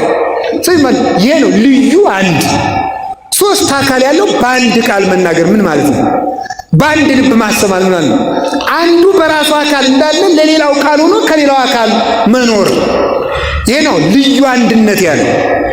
በእናንተ ቃል እኔ አልናገርም፣ የእናንተ ቃል እናንተው ነው ያለው። ከተናገራችሁት በኋላ ጥሩ የሆነ የተቆረጠ ቃላችሁ ጆሮዬ ውስጥ ወርዶ ልቤ ጽፎት እንደገና መልሼ ልናገረው ይችላል። በእናንተ ምላስ በእናንተ አንደበት ግን አልናገርም። ብዙ ቃል ነው ያለው። በእናንተ ልብ እኔ አላስብም። በአብ ልብ ወልድ ያስባል፣ መንፈስ ቅዱስ ያስባል። ልዩ አንድ። በእናንተ ነፍስ እኔ አልኖርም። እኔ የምኖረው በራሴ ነፍስ ነው። በመንፈስ ቅዱስ ሕይወትነት አብ መንፈስ ቅዱስ ጸንተው ይኖራሉ። ልዩ አንድ። ልዩ አንድ። በአንድ ልብ የሚያስብ ግን ሶስት አካል፣ በአንድ ቃል የሚናገር ግን ሶስት አካል፣ በአንድ እስትንፋስ ሕያው ነው የሚኖር ግን ሶስት አካል፣ አንድ ግዛት ያለው ግን ሶስት አካል፣ አንድ መንበር ያለው ግን ሶስት አካል፣ አንድ እውቀት ያለው ግን ሶስት አካል፣ አንድ ብርሃን ያለው ግን ሶስት አካል፣ አንድ ምስጋና የሚመሰገን ግን ሶስት አካል፣ አንድ ኃይል ያለው ሶስት አካል። ልዩ አንድ አትሉም እንዴ? በሉ እንጂ ልዩ አንድ በሉ። ምን አላችሁኝ? ልዩ። ስለዚህ ምን እንላለን? ቅድስት አትመልከቱ። አንድ ስንል አልተመልከቱ። አንድ ስንል ደግሞ አለ አኮ ከማዳም ቀዳሜ ሁሉ ፍጥረት። እንደው እኮ ይገርማል። አንድ ስንለው ደግሞ እንደ አዳም አይደለም፣ አንድ ፊት ማለታችን አይደለም ማለት አንድ ስንለው አላ ተመልከቱ በሰለስቱ ግጻዌ ባህዱ ህላዌ በአንድ ባህሪ ሶስት አካል ነው እንጂ ሶስት ፊት ነው እንጂ ሶስት መልክ ነው እንጂ። በዚህ የተነሳ ምን እንላለን? ከዚህ የተነሳ አንድ ባለው ጊዜ እንደ አዳም አይደለም፣ ሶስት ባለው ጊዜ እንደ አብርሃም እንደ ይስሐቅ እንደ ያዕቆብ አይደለም። ልዩ አንድ ነው፣ ልዩ ሶስት ነው። ሶስትነት ያለው አንድ፣ አንድነት ያለው ሶስት። ህቡራን እንበለተ ሌሌዮ ሊሎያን እንበለተ ድምርት የማይጨፈለቁ አንድ የማይጠቀለሉ ሶስት ስለሆኑ ልዩ ሶስት እንላቸዋለን። እስኪ ልዩ ሶስት በሉ በሉ፣ ልዩ አንድ በሉ። ስለዚህ ከዚህ በኋላ ሰው ስለ ሃይማኖታችሁ ስለ ሃይማኖቱን የምታምነው ማንን ነው? አብ ወልድ መንፈስ ቅዱስ። አብ ወልድ መንፈስ ቅዱስ ስንት ናቸው? አብ ወልድ መንፈስ ቅዱስ አንድም ሶስት። ኧረ ግራ የተጋባ እምነት ነው ይሄ ሊላችሁ ይችላል። እንዴት አንድ ነገር ሶስት መሆን ይችላል ይላል። በሉ ጠይቁ። እንዴት አንድ ነገር በሉ። እሺ እኛ እኮ ነገር አላልንም። ማን ነው ይችላል ያለው? ነገር አይችልም። አሁን አንድ ነገር ሶስት መሆን አይችልም። አንድ እግዚአብሔር ግን ሶስት መሆን ችሏል። ነገር አይችልም። ፍጥረት አይችልም። አሁን አንድ ፍጥረት ሶስት መሆን አይችልም። አንድ እግዚአብሔር ግን ሶስት ሆኖ መኖር ለሱ ይቻለዋል ባይዩ። አዎ ለፍጥረት አንድ አይቻልም፣ ለእግዚአብሔር አንድነት ግን ይቻላል። እንዴት ሶስት ነገር አንድ መሆን ይችላል? አዎ ሶስት ነገር አይችልም፣ ሶስት ፍጥረት አይችልም። ሶስት አካል ያለው እግዚአብሔር ግን አንድ መሆን ተችሎት ይኖራል። ለሱ ብቻ ይቻለዋል። የብቻው የሆነ ባህሪ ከሌለው እግዚአብሔር ከኛ መብለጡ በምንድን ነው? እግዚአብሔር እኔ በማውቀው ነገር ሁሉ ሰፍቼ እንደ ልብስ ከለበስኩት እግዚአብሔርን እኔ ከለካሁት ልዑል እግዚአብሔር መባሉ ምን ላይ ነው? ልዑል እግዚአብሔር ያሰኘው መንክር እግዚአብሔር ያሰኘው እኮ ከኛ አይምሮ በሆነ ውጭ በሆነ አኗዋር ስለሚኖር ነው። ልናውቀው በማንችል ባለማወቅ ተሸንፈን በምንኖርበት እውቀት ስለሚኖር ነው እግዚአብሔር። ልዩ ሶስት ልዩ አንድ ልዩ ሶስት የሆነ እግዚአብሔር ሁላችንም ይጠብቀን። አሜን በሉ። እስቲ ቅድስት ሥላሴ በሉ። ደግሞ ምን አላችሁ? ቅድስት ማለት ጽኑ። እስኪ ጽኑ በሉ። ልዩ፣ ክቡር፣ ንጹሕ። ስለዚህ ቅዱስ እግዚአብሔር ቅድስት ሥላሴ ስንል ማለት ነው ንጹሕ ሥላሴ። እስኪ ንጹሕ ሥላሴ በሉ። ጽኑ ሥላሴ፣ ክቡር ሥላሴ፣ ከዚያስ ልዩ ሥላሴ በሉ። ልዩ ሥላሴ ከሶስት ከተመልከቱ ከአጋንንት ከአማልክት የተለየ ልዩ ሶስት የምንለው ነኪር እማማልክት ሐሰት ከሐሰት አማልክት የተለየ በእውነት የሚመለክ በእውነት ሊመለክ የሚገባው ስለሆነ ምን ይባላል? የተለየ ንጹሕ በእውነት ይገባዋል። ለሱ ጽኑ መሆን ይገባዋል። ሰውን ይላሉ አባቶቻችን ኃያል ቢሉት ሲደክም ይገኛል ይላሉ አባቶቻችን። ንጹሕ ሲሉት ሲረክስ ይገኛል። አዋቂ ቢሉት ሲደነቁር ይገኛል። ባለጤና ቢሉት ሲደክም ይገኛል። ውብ ቢሉት ሲጎሰቁል ይገኛል። እግዚአብሔር ግን ያው እግዚአብሔር ስለሆነ ምን ይባላል? ጽኑ ይባላል። የማይለወጥ ማለት ነው። ስለዚህ ቅዱስ ዳዊት ይህን በምን ቃል እንደገለጠው ታውቃላችሁ? አንተሰ አንተ ክመ አንተ ግን ያው አንተ ነህ በሉ እስኪ። አንተ ግን በሉ እንጂ። እኔ አሁን ትናንት የሆነ ሰውዬ ነኝ፣ ዛሬ ደግሞ ሌላ ሰው ነኝ። ቀጥዬ ደግሞ ምን ደግሞ አሁን ለምሳሌ አባ ነው፣ ኋላ ዳባ ሆነ እንደሆነ የሚያውቀው እግዚአብሔር ነው። ምን ደግሞ ሰው እኮ ይገርማል። ሰው ይለዋወጣል ማለት ነው። ማለዳ መልአክ ማታ ሰይጣን እንሆናለን። ማለዳ ሰው ማታ ውሻ እንሆናለን። እባብ እንሆናለን። ሰው እንነድፋለን። ሰው ይለወጣል። ሰው አይመስገን እኮ የተባለ ስለዚህ ነው። ተመስግኖ እንደ ተመሰገነው ሳይሆን ስለሚገኝ ማለት ነው። ስለሚገኝ ሰኞ አመስግነ ነው ማክሰኞ ሌላ ሆኖ ስለምናገኘው ባለጸግነቱ በሚበልጥ ባለጸጋ ይተካል። ኃይሉ በሚበልጥ ኃያል ይተካል። እውቀቱ በሚበልጥ ሊቅ ይተካል። ውበቱ በሚበልጥ ውብ ይተካል። አሁን ለምሳሌ ልብስ አይገርማችሁ? የዛሬ 5 ዓመት የሚደነቅ ልብስ ዛሬ ይደነቃል? ይደነቃል? እስኪ ንገሩኝ። አሁን ለምሳሌ የወንዶችን ሱሪ ልንገራችሁ። ለምሳሌ የሆነ ጊዜ እስከ እግር ድረስ ኪስ የሆነ ሱሪ ነበር ወጣቱ የሚለብሰው። ዝም ብሎ በቃ ኪስ፣ አንዳንድ ፖርሳ የሚያህል ኪስ ያለው። ከዛ ደግሞ ጂንስ ሱሪ ደግሞ እንዲያ ብሎ ደግሞ መጣ። ከዛ ደግሞ ሰፋ ያለ ምን ሆነ ደግሞ እዚህ ላይ ጉልበት ላይ አንቆ የሚጥል ለጠላት የሚያጋልጥ፣ ከታች ደግሞ ሰፋ ያለ ደግሞ መጣ። ደግሞ አሁን ደግሞ ቃሪያ ነው የምትባለው በቃ እንዲቻለች ደግሞ መጣ። ከዚያ በኋላ ተመልከቱ ምን ሆነ መሰላችሁ? በጣም እኮ ነው የሚደንቀው። ከዚያ ተመልከቱ በጣም ያስደንቅ። ከዚያ የተቀደደ ልብስ ደግሞ ፋሽን ሆነ። ሰው እንዲያው እብደት ፋሽን ያደርጋል። እናንተ ደግሞ ማምላክ እገሌ አበደ ሲባል እኔ ገጠር ነው ያደግኩት፣ ጨርቁን ጣለ ነው የሚባለው። እገሌ አበደ ሲባል ጨርቁን ጣለ ነው። ዛሬ ጨርቅን መጣል ፋሽኑ ነው። ምን ማለት መሰላችሁ? አሁን እኔ የፈለግኩት ሰው አዲስ የሚለው ነገር ሁልጊዜ ይለወጣል። ስለዚህ ሊቃውንት ይህን ሲተረጉም ኪዳለ ዘአፈቶሙ ለመላእክት ከማያውጽዎ መላእክትን ሁልጊዜ የሚያስመኛቸው እግዚአብሔር ነው። መላእክትን የሚያስመኛቸው እግዚአብሔር እንዴት ሁልጊዜ ይመኛል? ቆይ ሰው ያገኘውን ነገር እንዴት ይመኘዋል? ቆይ ይችን ጭራ ደስ ብትላችሁ ምንም አይደስ አይላችሁ ለእናንተ ጭራ ግን እንደው ደስ ብትላችሁ ሰጥቻችሁን ትመኟታላችሁ? ንገሩኝ እስኪ። ብትወዱት ሰጥቻችሁ ትመኙታላችሁ? አትመኙት። ሰው በጣም የሚያስደንቀው ነገር ሰው ወረተኛ ነው።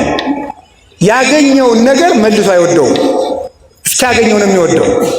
እግዚአብሔር ግን ተገንቶም ይወደዳል። ልናገኘው ፈልገነው አግኝተነውን ልናገኘው እንፈልጋለን። መላእክት ሊያመሰግኑት ፈልገው አመስግነውት ሊያመሰግኑት ይመኛሉ። ሊያዩት ፈልገው አይተውት ሊያዩት ይመኛሉ። ቀድሰውት ሊቀድሱት ይመኛሉ። ቅዱስ እግዚአብሔር ሊሉት ማለት ነው። ቀደሱት ማለት አመሰግኑት ማለት ነው። እንዴት ነው እያዩት ማየት መፈለግ? እንዴት ነው አግኝተውት ማግኘት መፈለግ? እንዴት ነው ይዘውት መያዝ መፈለግ? እንዴት ነው አብሯቸው ሆኖ እግዚአብሔር አብሮኝ እንዲኖር እፈልጋለሁ ማለት ነው?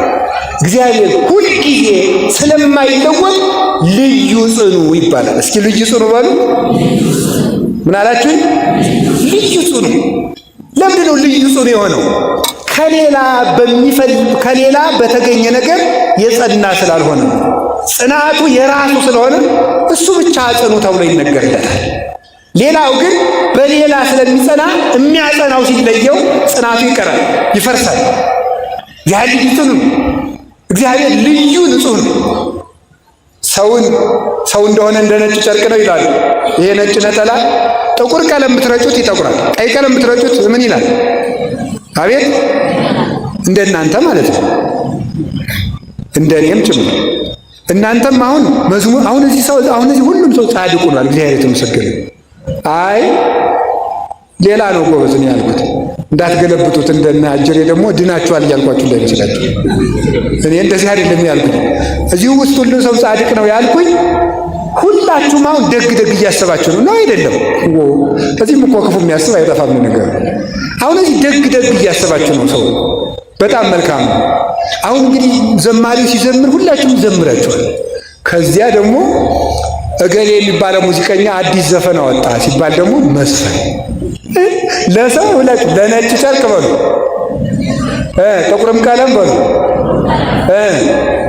ይስማማዋል። ለእናንተ ዘፈንም ይስማማችኋል፣ መዝሙርም ይስማማችኋል፣ ስድብም ይስማማችኋል፣ ፍቅርም ትወዳላችኋል።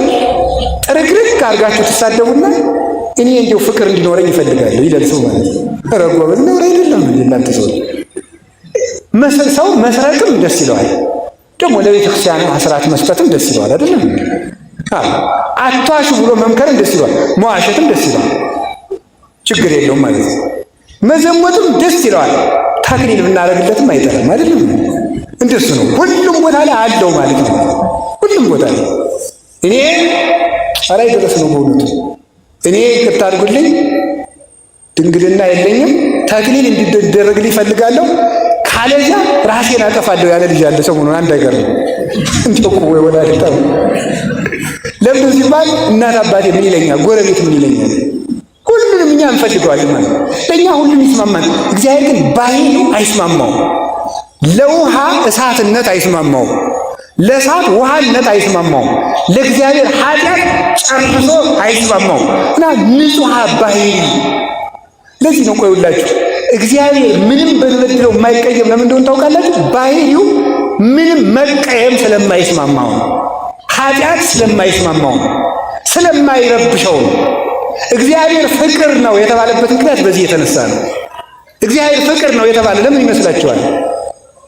የኛ ፍቅር የኛ መውደድ በምንወደው ሰው ላይ የተመሰረተ ነው። የምንወደው ሰው እስካከበረን ድረስ እናከብረዋለን፣ እስከ ወደደን ድረስ እንወደዋለን፣ እስከ ሰጠን ድረስ እንሰጠዋለን። ሰጠነው እንኳን እንዲያመሰግነን ሰጠን። ይችን ስጦታ ቆይ አይኑ ደስ አለው፣ ፈገግ አለ። እንዴት ነው ሲያስቀምጠው? እንዴት አድርገው ጣል አደረገው? ተለቃለ ቦታ ላይ ያስቀመጠው ንቆይ ነው። በጣም ብዙ ትንታኔ፣ አንድ መጽሐፍ የሚሆን ትንታኔ ማለት ነው። እንደዚህ ያለን። ስለዚህ መከበሩን እንወደዋለን ማለት ነው። ከዚህ በኋላ እንመጻደቃለን። መጽውተን እንኳን ራሱ እኮ የምንመጻደቀው እኮ ፍቅር ስለሌለን ነው። ቆይ እንደው በሞት ያን ነገር ልንገራችሁ። እግዚአብሔር ምንድን ነው ያለ? ባልንጀራህን በሉ እንደማን አድርገህ ውደድ። አቤት ቆይ አሁን እናንተ ኮት ገዛችሁ አይደል? ኮት ገዛችሁ። ለምሳሌ ገብረ ማርያም የሚባል ሰው ነው። እኔ እኮ በጣም ለእኔ ጥሩ ውለታ ዋልኩለት ኮት ገዛው ትላላችሁ ወይ? እስኪ ትላላችሁ ለራሳችሁ? አሁን እኔ አባ ነኝ። እኔ እጄ አንድ ካባ አሰፍቼ አባ በጣም ጥሩ ሰው እኮ ነኝ፣ እንደው በጣም ደግ ነኝ፣ ለእኔ ካባ አሰፋውለት ይባላል እንዴ? ሰው ለራሱ ባደረገው ነገር እንዴት ነው ሊመካ የሚችለው? ባልንጀራህን እንደ ራስህ ከወደድከው ለባልንጀራህ በምታደርገው ነገር ለምንድን ነው የምትመጻደቀው? ለራስህ ነው ያደረግከው። አሁን እኮ ተመልክቱ፣ ለእናንተ ዶሮ ወጥ ሰርታችሁ ዛሬ ጾም ነው፣ ሐሙስ ግጥም አድርጋችሁ እንዴት ያለው ለጋስ ነኝ ዶሮ አበላሁት እኮ ለእኔ አይባልም እኮ። ለራስህ ነው እኮ ያበላኸው ማለት። ለባልንጀራችንም ይውላችሁ ባልንጀራህን እንደ ራስህ ውደድ ማለት እንደዚያ እኮ ነው። ለሌላ ሰው የምናደርገውን ነገር ለእኔ ያደረግኩት ማለት ማለት ነው። ሰው ለራሱ ባደረገው ነገር አይመካም፣ ለሌላ ባደረገው ነው እንጂ። ስለዚህ ለራስህ አድርጋልና መመካቱን ተው ነው። እግዚአብሔር ፍቅር ነው የሚባለው ለዚህ ነው። ከኛ ምንም ስለማይፈልግ በማንሰጠው ነገር አይታወክም፣ በማንሰጠው ነገር አይበሳጭም። በማንሰጠው ነገር መቀበላችን ይቀራል እንጂ አለመስጠታችን እግዚአብሔርን ሊያበሳጨው አይችልም። እሱ ባህሪው ሰላም ስለሆነ ማለት ነው። አላችሁ የላችሁም? ኋላ ክርስቲያን ይውላችሁ፣ ክርስቲያን በትክክል እግዚአብሔር መምሰል ሲጀምር ምን እንደሚሆን ታውቃላችሁ? ከዓለም ላይ ምን ይላል? ቅዱስ አትናቴዎስም ሰዎች ደው እንዲያሉ ዓለሙ እኮ ጠላህ አሉት። ዓለሙ ጠላህ ሲሉት እኔ ምን ጨነቀኝ ቀድሜ ጠልቼዋለሁ። አይታወክም። እናንተ እንኳን እኔና እናንተ ሁለት ሰዎች ጠልተውና ቢባል ምን አርቄ ይሆን? በቀደም ድንገት እንትን ሰርቃይተውኝ በጣም እንታወካለን፣ እረፍት እናጣለን። ለምን? ምን መሰረት ነው ራሳችንን ያቆምነው? ከሌላ ሰው በሚሰጠን ነገር ስለሆነ ነው። ሰላም ማለት ከውጭ በሚገኝ ነገር ሳይሆን በራስ ላይ መመስረት ነው። በራስ ላይ መመስረት እኛ ለሌሎች በማድረጋችን እንጂ ሰዎች ለኛ በሚያደርጉን ነገር ምንም አይነት ትኩረት ከሌለን ሰዎች ምንም እንኳን ቢበድሉን ሳንጣላ መኖር እንችላለን ማለት። አሁን ትዳሩ የሚበጠበጠው በዚህ ምክንያት አይደለም። ይሄንን ሳታደርግልኝ ይሄንን ሳያደርግልኝ ነው የሚባለው። ፍቅር ማለት ግን መስጠት እንጂ መቀበል አይደለም። እግዚአብሔር ለዚህ ነው ልዩ ንጹሕ የሚባለው። እስኪ ልዩ ንጹሕ በሉ እንጂ አይዟችሁ።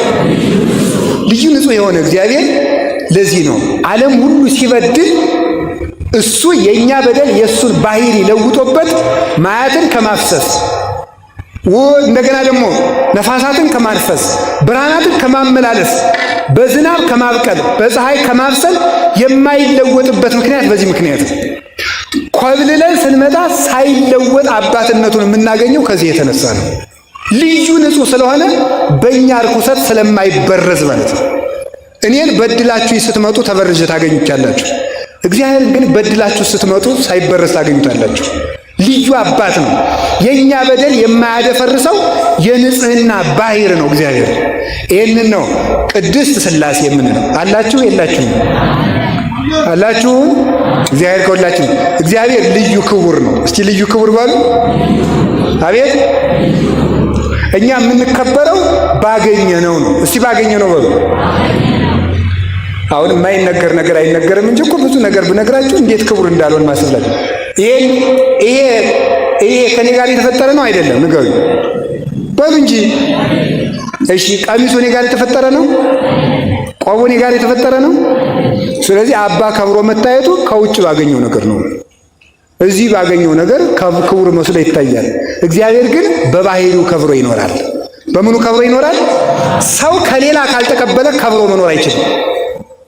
እግዚአብሔር ግን በባህሪው አሁን በሊቅነቱ ሰው ይከብረ ተምረው አብሮ ተፈጥሯል። ቅዱስ ጳውሎስ እንዲያ ምን ጥብቀ ዘይነሳ አይቀም ካለከ ከሌላ ያልተቀበልከው ምን አለ? እስኪ በሉ ሁላችሁም በሉ ንገሩኝ እንጂ አይን ተቀብየው በሉ ሁላችሁ ተቀብየው ነው የምትሉ። አይን፣ ጆሮ፣ አፍንጫ፣ በቃ አጠቃላይ አካል፣ ነፍስ በቃ ይሄ ሁሉ ተቀብለ ነው። እውቀቱን ተቀብለው ነው። ሀብቱን ተቀብለው ነው። ጤናውን ተቀብለው ነው፣ ክብሩን ተቀብለው ነው፣ ዝናውን ተቀብለው ነው፣ በቃ ሁሉን ነገር ተቀብለው ነው። የራስህ ባልሆነ ነገር ይውላችሁ ሰው ልመካ ካላችሁ የራስህ ነገር ካለ ኩራ ብለን እንመልስለታለን። አለ ነፍስና ሥጋ እንኳን ያንተ አይደለም። ቀድሞ በፍጥረት የእግዚአብሔር ነው። ኋላ ደግሞ ክርስቶስ ደም ከፍሎበታልና የራስህ ነፍስ አለህን? የራስህ ሥጋ አለህን? የለም። ስለምን እንዲህ አደረኩ ብለህ ትመጻደቃለህ? ብትሰግድ እግዚአብሔር በሰጠህ ጉልበት አይደለም? ብትናገር እግዚአብሔር በሰጠህ አንደበት አይደለም? ምን ያንተ የሆነ ነገር አለ? እንዲህ ያለውን ትምክህት እግዚአብሔር ያርቅልን። የራሳችን ነገር መዘርዘር፣ ስለ ራሳችን በእውነቱ በማሰብ በመጨነቅ ጊዜያችን የምናሳልፈው ሰው ምን ሊሆኑ፣ ሰው ስለ እኔ ምን አስቦ ይሆን፣ ሰው እኔን ቢወደኛል ይጠላኛል፣ እንዴት ያለው ሰው ነኝ፣ ሰዎች ስለ እኔ ምንድን ነው የሚያስቡት፣ በሰዎች ዘንድ እኔ ምን ምስል አለኝ ብሎ መጨነቅ አይገባል። ምን ያስጨንቃል? እግዚአብሔር በሰጠህ ነገር ከብረህ ኑር። አሁን ሁሉ እየጣየ ይሄንን ሁሉ ድሪቶ ያመጣው ምንድን ነው? መጨነቅ እኮ ነው። ሴቶቹ አሁን መከራቸውን የምታዩት እንዲህ የጆሮ ጉትቻ አንሶ የአፍንጫ ሁሉ እስከሚመጣ ድረስ የከንፈር እንዲያው በዚህ ቀይ ቅብት እንዲያው ምንድን ነው? ጅልነት አለ። መጨነቅ እኮ ነው። እንግዲህ ያለ እግዚአብሔር የምትቀቡት አፋችሁ ሰው እንዴት ነው ከንፈሬን የሚያየው ነው እኮ። ለእግዚአብሔር ነው አፍንጫችሁ ላይ ጉትቻ የምታደርጉት? ለእግዚአብሔር ነው ወይ ከንፈራችሁ ላይ ቀለበት የምታደርጉት? ለሰው አይደለም። ለእግዚአብሔር ተጨንቆ መኖር ይገባል። በእግዚአብሔር ፊት ስላለን ውበት፣ በሰው ፊት እንዲህ ያለን ደምቀን በእግዚአብሔር ፊት ከቁራ የጠቆርን አይደለምን? ክፋት ያጠቆረን፣ ቂም ያጠቆረን፣ ተንኮለኞች፣ ነገረኞች፣ ምክንያተኞች፣ ሰበበኞች፣ አመካኞች፣ ዳተኞች፣ ከዳተኞች፣ ሸንጋዮች፣ ውሸታሞች፣ ሌቦች፣ ሐሜተኞች ነን። ይህንን ክዶ አንችል በዚህ ጠቁረን እንዲህ ይገርማል። የሆነ ሰው አሁን ነጭ ካባ አድርጎ የግራውን ካባ ግጣም አድርጎ ጭቃ ቀብቶ በቀኙ ደግሞ ሽቱ በደንብ አድርጎ ተረጭቶ ጀለል እያለ የሚመጣው ምድር ታዲ የሰውዬ ዘመድ የለውም እንዴ ትላላችሁ አይደል? የሚመክር የለውም ወይ? በአንኛ እኮ ነፍሳችን እንዲሁ ነው ጨልሞ እላይኛው ስላለው ነገር ጭንቅ ብሎ ተጨንቀን ተጠበን።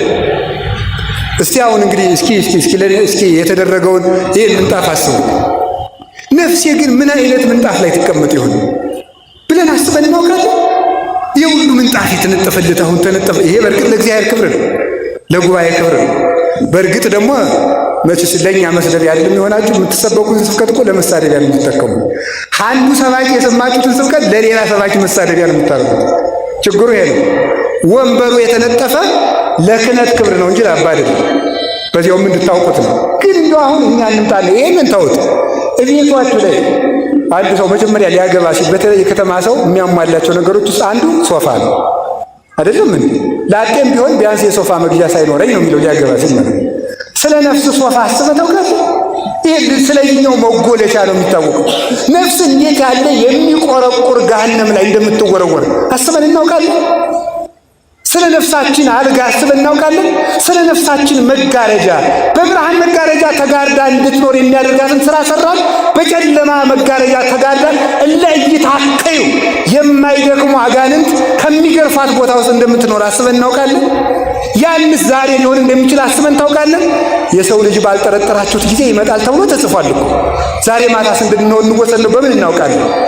እና ወገኖቼ ከሌላ ያገኘነው ነገር እንጂ የራሳችን ነገር ስለሌለን መመካቱን ትምክቱን በእውነቱ እግዚአብሔር ያርቅልን። እንደ ትዕቢት ያለ እንደ ኩራት ሰው በሕይወት ዘመኑ ወደ ላይም ራሱን ማነጻጸር አይገባው፣ ወደ ታችም ራሱን ማነጻጸር አይገባው። ወደ ላይ በሞቱ ከዚህ ዘመን መነኩሴ ማን ያልሻል ብላችሁ አታውቁም? እውነቴን ነው ብላችሁ አታውቁም? ይሻላል እንዴ? ከነሱ አለመመንኮስ ይሻላል። በምንድን ነው የምትሻሉት? እንደው መነኩሴ እኮ ሰኞ ቢስት ማክሰኞ ደግሞ ያለቅሳል። እንደው በምን ትሻላላችሁ? በምንም አትሻሉ። አንድ መነኩሴ ምን ይላል? እንደው በዘኮነ ከሆነ ይሄይስ መነኩሴ ይላል። እንደው ምንም በላይ እንደው መነኩሴ ይሻለኛል ያለው ነታቸው ነው። እኔም መነኩሴ ስለሆንኩ መነኩሴን አላጣጥልም። ስለዚህ ምንድነው ወደ ላይ አሁንማ ከጳጳሳት ሁሉ እኩል መሆን ጀምራቸዋል እኮ። ከፓትርያርኩም ማነጻጸር ጀማምራቸዋል እኮ ማለት ነው። ማነጻጸር ደግሞ ጭራሽ ከመቤታችንም የሚያነጻጽሩ አሉ። ማርያም እንዲህ ነበር የምታደርገው። እኛም ይላል ደግሞ ወይ ጥጋ ምን አለ በእውነቱም አፍ አይከለከል ነገ በሞት ይከለከላል እንጂ። ስለዚህ ራሳችን ማነጻጸር፣ ሙልጭ አድርገን መሳደብ የስድብ ሰማዕታት እኮ ነን እኛው። እዚህ የስድብ አክሊል ልትቀበል የስድብ አክሊል ሊያቀዳጅ ክርስቶስ ተሳድበን፣ ይልቁንስ ስድቡን ተውና ስራ ብትሰሩ ይሻላችኋል። መድኃኔ ዓለምን ሊያሳልፍ ሲመጣ ምን ሥራ ሰራህልኝ ነው እንጂ ጎሸኔ ልጅ ሊቀ ጳጳሱን አጥረገረክልኝ ብሎ ሊሸልም መስሏል። በስድብ አክሊል ልትቀዳጁ ነው። ስለዚህ ኩራታችን ትተን ወደ ላይ ራሳችን እንዲያነጻጸር ብድግ ብሎ አሁን ከዳተኛ ትውልድ ተነስቶ አይደለም። ጳጳሳቱ በሙሉ ወድቀዋል፣ መነኮሳቱ ወድቀዋል፣ በርኩሰት ተይዘዋል፣ አጋንንት አለባቸው፣ የ666 ተከታይ ናቸው። ስለዚህ በቃ እኛ የተሻለ ትውልድንን ከዚህ ትዕቢት እግዚአብሔር ይሰውረን። እቴ እንደሆነ የማምላክን መቁጠሪያ ሲቆጥሩ ሲያለቅሱ ኖረው ከገዳም ስንት ዓመት ተፈትነው የመነኩሴን የወሩን ፈተና እንኳን እንደሆነ ባቀመሰልኝ እግዚአብሔር ለእናንተ የአንድ ወሩን ፈተና ባቀመሳችሁ አብዳችሁ ነበር የምትሄዱት። ልብሱን ካለበሳችሁ ሰይጣን የእኛን ፈተና አይፈትናችሁ። በምን ታውቁታላችሁ? እነዚህ ሊቃነ ጳጳሳት እኮ ስንት ዓመት ተፈትነው ነው። እኔ ጳጳሳት ልካውኝ እንደምናገር እንዳይመስላችሁ፣ እውነቴን ነው። ነገ የሚፈረድብንን ነገር ነው የሚነግራችሁ። እንዲሁ ምን አለ እኔ ክፉ ነኝ ማለት እንጀምር እስቲ። ሁላችሁ እኔ ክፉ ነኝ በሉ። እኔ ክፉ ነኝ ካልን ቅዱስ ጳውሎስ እንዲህ አለ፣ ለመኮነነ ርዕሰነ እሚተኮነነ፣ በራሳችን ላይ ብንፈርድ ባልተፈረድብን ነበር ብሎ እንደተናገረ።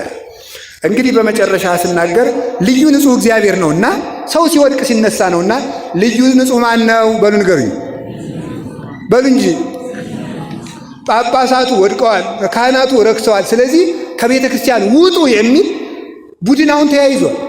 የመንደር ተኩላ ከክርስቶስ ሥጋና ደም አውጥቶ በየመንደሩ ዳቦ እያስቆረሰ ቀይ ቢጫ አረንጓዴ ባንዲራ እያሳቀለ የኢትዮጵያ ትንሣኤ ተቃርቧል የሚል የመንደር አውደልዳይ በስቷል። አሁን እኛስ ቢሆን ጳጳሳት አይሰናከሉም ብለናል። ዲያቆኑ ሲጸልይ ምንድን ያለ መሐሮሙ ጊዜው ወተሳሃሎሙ ለሊቃነ ጳጳሳት። ደግነቱ እናንተ እንግሊዘኛ እንጂ ግዛ አሰሙ። ቅዳሴው ላይ ምንድን ነው የሚለው? አቤቱ ሊቃነ ጳጳሳቱን ማራቸው። እስኪ በሉ ሊቃነ ጳጳሱ ምን በላቸው ነው ያለ? ማራቸው። ስለሚበድሉ እኮ ነው ማራቸው የተባለ። ድሮ ስላይበድሉ ነው እንዴ? የማይበድልማ እግዚአብሔር ብቻ ነው። ንጹሕማ እሱ ብቻ ነው።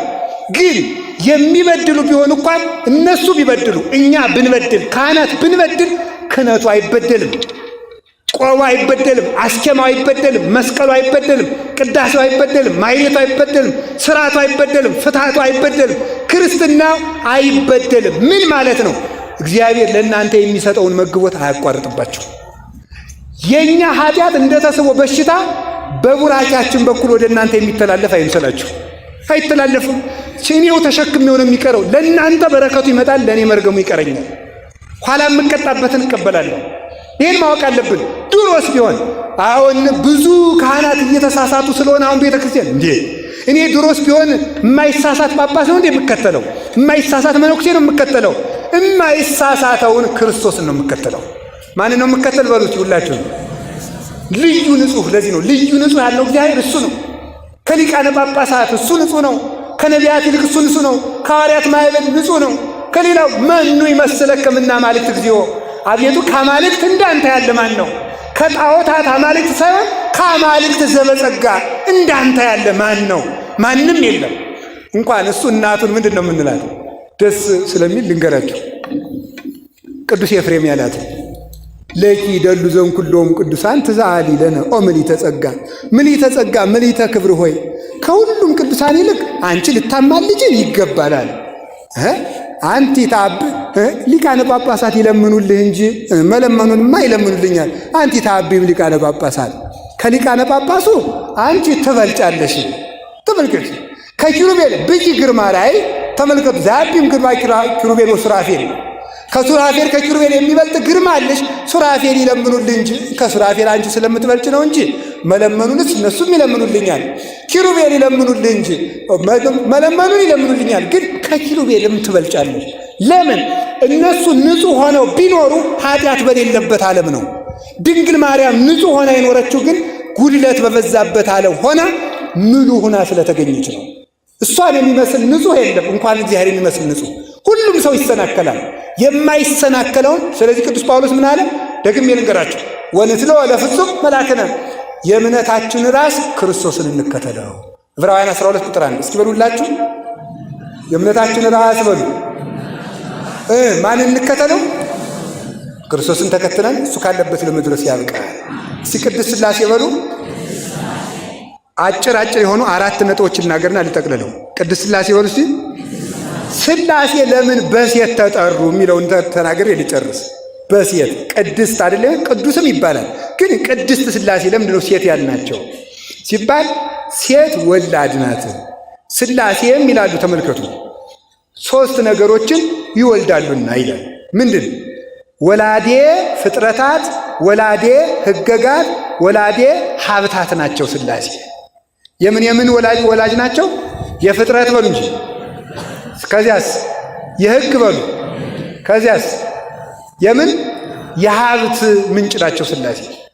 የአባታችን የአቡነ አረጋዊን ገድል የጻፈው ሊቅ እንዲህ ብሎ ይናገራል።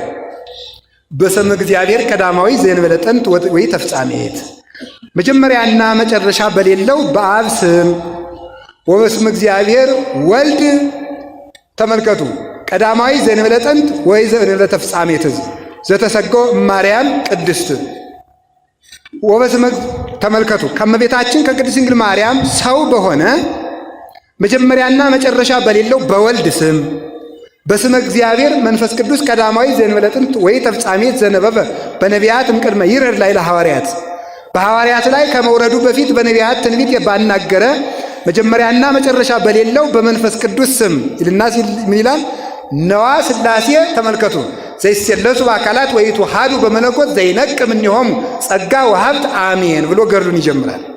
ነዋ ሥላሴ ዘይሴለሱ በአካላት ወይትወሃዱ በመለኮት በሦስትነት አንድ የሚሆኑ በጌትነት አንድ የሚሆኑ። ተመልከቱ ሥላሴ እነሆ ዘይነቅም እምኔሆሙ ጸጋ ወሀብት፣ ጸጋና ሀብት ከነሱ የሚገኝ ሥላሴ እነሆ። ከእናት ማኅፀን ልጅ እንዲገኝ ሀብት ሁሉ ከሥላሴ ይገኛል። እስቲ ሀብት ሁሉ በሉ። ከምን ይገኛል? ከሥላሴ ይገኛል። ከዚያስ ተመልከቱ ሀብትን ይወልዳሉ። ሀብት ብዙ ነው። ሀብተ ትንቢት፣ ከዚያስ ሀብተ በገና፣ ሀብተ ፈውስ፣ ሀብተ መንግሥት፣ ሀብተ ክህነት፣ ሀብተ ትርጓሜ፣ ሀብተ መዊ፣ ሀብተ እንብ ወይም ደግሞ የእንባ ጸጋ፣ የጸሎት ጸጋ፣ የምስጢር ጸጋ፣ የማጥናት ጸጋ፣ የመተርጎም ጸጋ፣ የመፈወስ ጸጋ፣ ብዙ ሀብት አለ። የማገልገል ጸጋ፣ የተልእኮ ጸጋ፣ ብዙ ሀብት አለ። የሁሉ ከሥላሴ ይገኛል። በምን ይሰጠዋል ሲባል እንደ ሃይማኖቱ ጽናት እንደ አእምሮ ስፋት ይላሉ ሊቃውንቱ። እንደ ሃይማኖቱ ጽናት በሉ እስቲ። እሺ ሀብት ከማን ይገኛል? ከሥላሴ በሉ እንጂ። ሀብት ከማን ይወለዳል? ከሥላሴ። በምን ይገኛል? እንደ ሃይማኖቱ ጽናት አትሉም?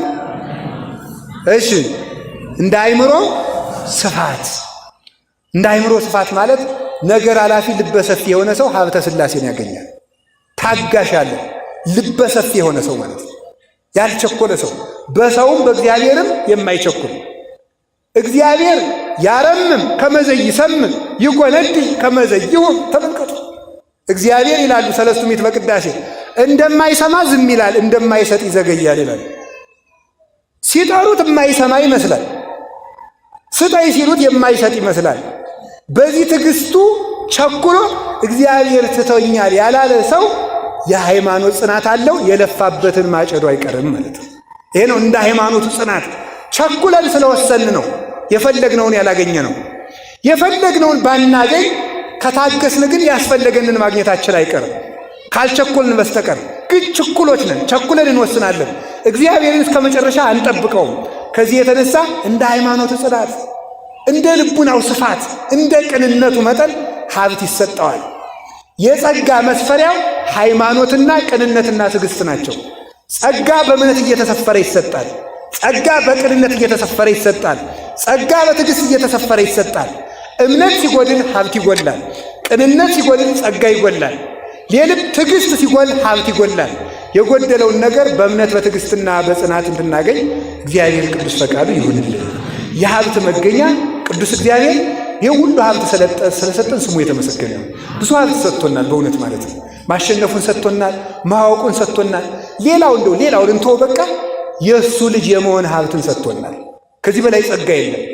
ልጅ አባቱ ሀብታም ከሆነ የአባቱን ሀብት ይወርሳል። አባታችን የማይለየው የማይበደረው ባለጸጋው እግዚአብሔር ስለሆነ የእሱን ሀብት መውረሳችን ስለማይቀር በእሱ ስም እንድንጠራ ልጅነትን ስለሰጠን እግዚአብሔር ይመስገን። ይችንም እግዚአብሔር አይንጠቀን። እውነቴን ነው የምነግራችሁ። የእናት አማላጅ ስለሰጠን፣ በማይደክሙ መላእክት ስለሚጠብቀን፣ ከመብል ይልቅ ሥጋውን ከመጠጥ ይልቅ ደሙን ስለሰጠን፣ ከልብስ ይልቅ በልጅነት ብርሃን ስላለበሰን፣ ከሀገር ይልቅ መንግሥተ ሰማያትን ስለሰጠን፣ በስሙ ስለጠራን፣ በልጅነት ስላከበረን ፈጣሪያችን የተመሰገነ ይሁን። ልዩ ሀብት የሰጠን እግዚአብሔር ይሄ ነው። ልዩ ሀብታችን እሱን መምሰላችን፣ ከእሱ ጋር ነግሰን መኖራችን ነው። ስለዚህ በዚህ ምክንያት ሥላሴ ሴት ተባሉ። ሕግን የወለደ እሱ ነው።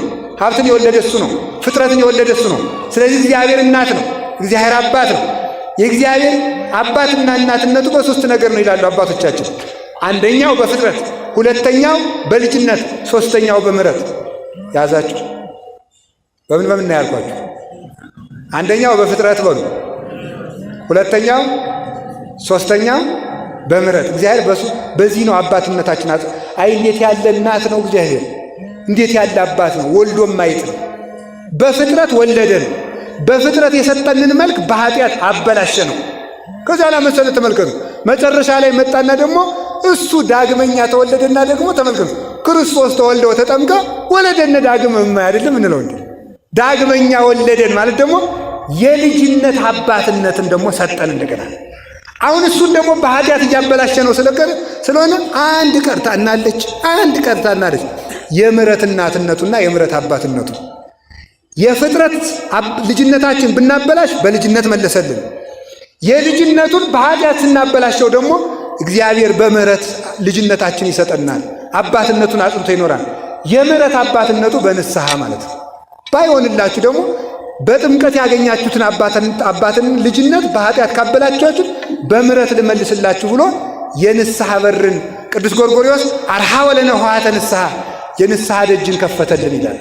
ጌታችን መድኃኒታችን ኢየሱስ ክርስቶስ ክብር ምስጋና ይግባውና ሲጠመቅ የተከፈተው ሰማይ የምሕረቱ ደጅ ነበረች። በኃጢአታችን የዘጋነውን ደጅ በጥምቀት የከፈተልን አምላክ ክብር ምስጋና ይግባው። ስለዚህ ሥላሴ እንለዋለን፣ ልዩ እናት እንለዋለን ማለት ነው። ቅድስት ሥላሴ ሴት የተባለ ስለዚህ ነው። አላችሁን? ሴት ወጥታ ወርዳ ልጇን ታሳድጋለች ይላሉ ሊቃውንቱ በሁለተኛ ትርጓሜያቸው። ሥላሴ ደግሞ በዝናብ አብቅለው በፀሐይ አብስለው ይመግባሉ። ነፍስን በሥጋና ደም በቃል እግዚአብሔር ያሳድጋሉ። ሥጋን በዝናብ አብቅለው በፀሐይ አብስለው በአራቱ ባሕርያት መግበው ጠብቀው ከጽንስ ጀምሮ እናታችን የበላችሁ ጠጭኖ የጠጣችሁ አንዝቶ እንዳይገለን ጠብቀው ያሳድጋሉ ሥላሴ። ከዚህ የተነሳ እናት ይባላል እግዚአብሔር ማለት ነው። ወልዶ የሚያሳድግ ማሳደጊያውንም ማደጊያውንም የሰጠን የፈጠረንም እሱ ስለሆነ ከዚህ የተነሳ ምን ይባላል? እግዚአብሔር እናት ይባላል።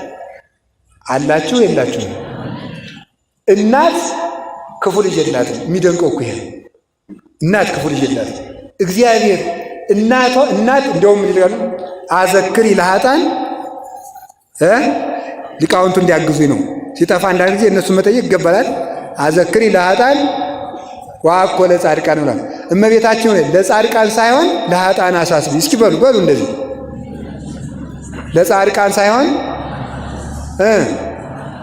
ይህን ሊቃውንቱ በጉባኤ ሲተረጉ ምን ይላሉ? እንደ እናት ይላሉ። እናት ከጥሩ ልጇ ይልቅ ለክፉ ልጇ ታዝናለች። ይሄኛው ልጅስ መቼም ጠባየኛ ነው፣ ሰው ጋር ይኖራል።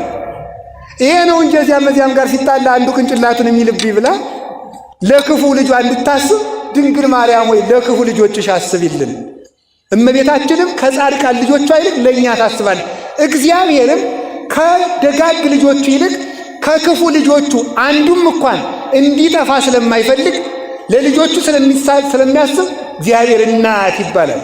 እግዚአብሔር ለሁሉም ስለሚያስብ የነነዌ ጾም ከዚህ የተነሳ ነው አይደለም? ሰው ኃጢአትን የኃጢአት ጽዋ ሞልቶ እስከሚተርፍ ድረስ ሰርቶ መጨረሻ ላይ ምንድን ነው ያለ? ሂድና እነዚያን ሰዎች ስበክልኛል ያለ ነቢዩ ዮናስ ከወጣ በኋላ ከባሕሩ ወጥቶ እግዚአብሔር ከባሕሩ ወጥቶ ሄዶ ሰበከ።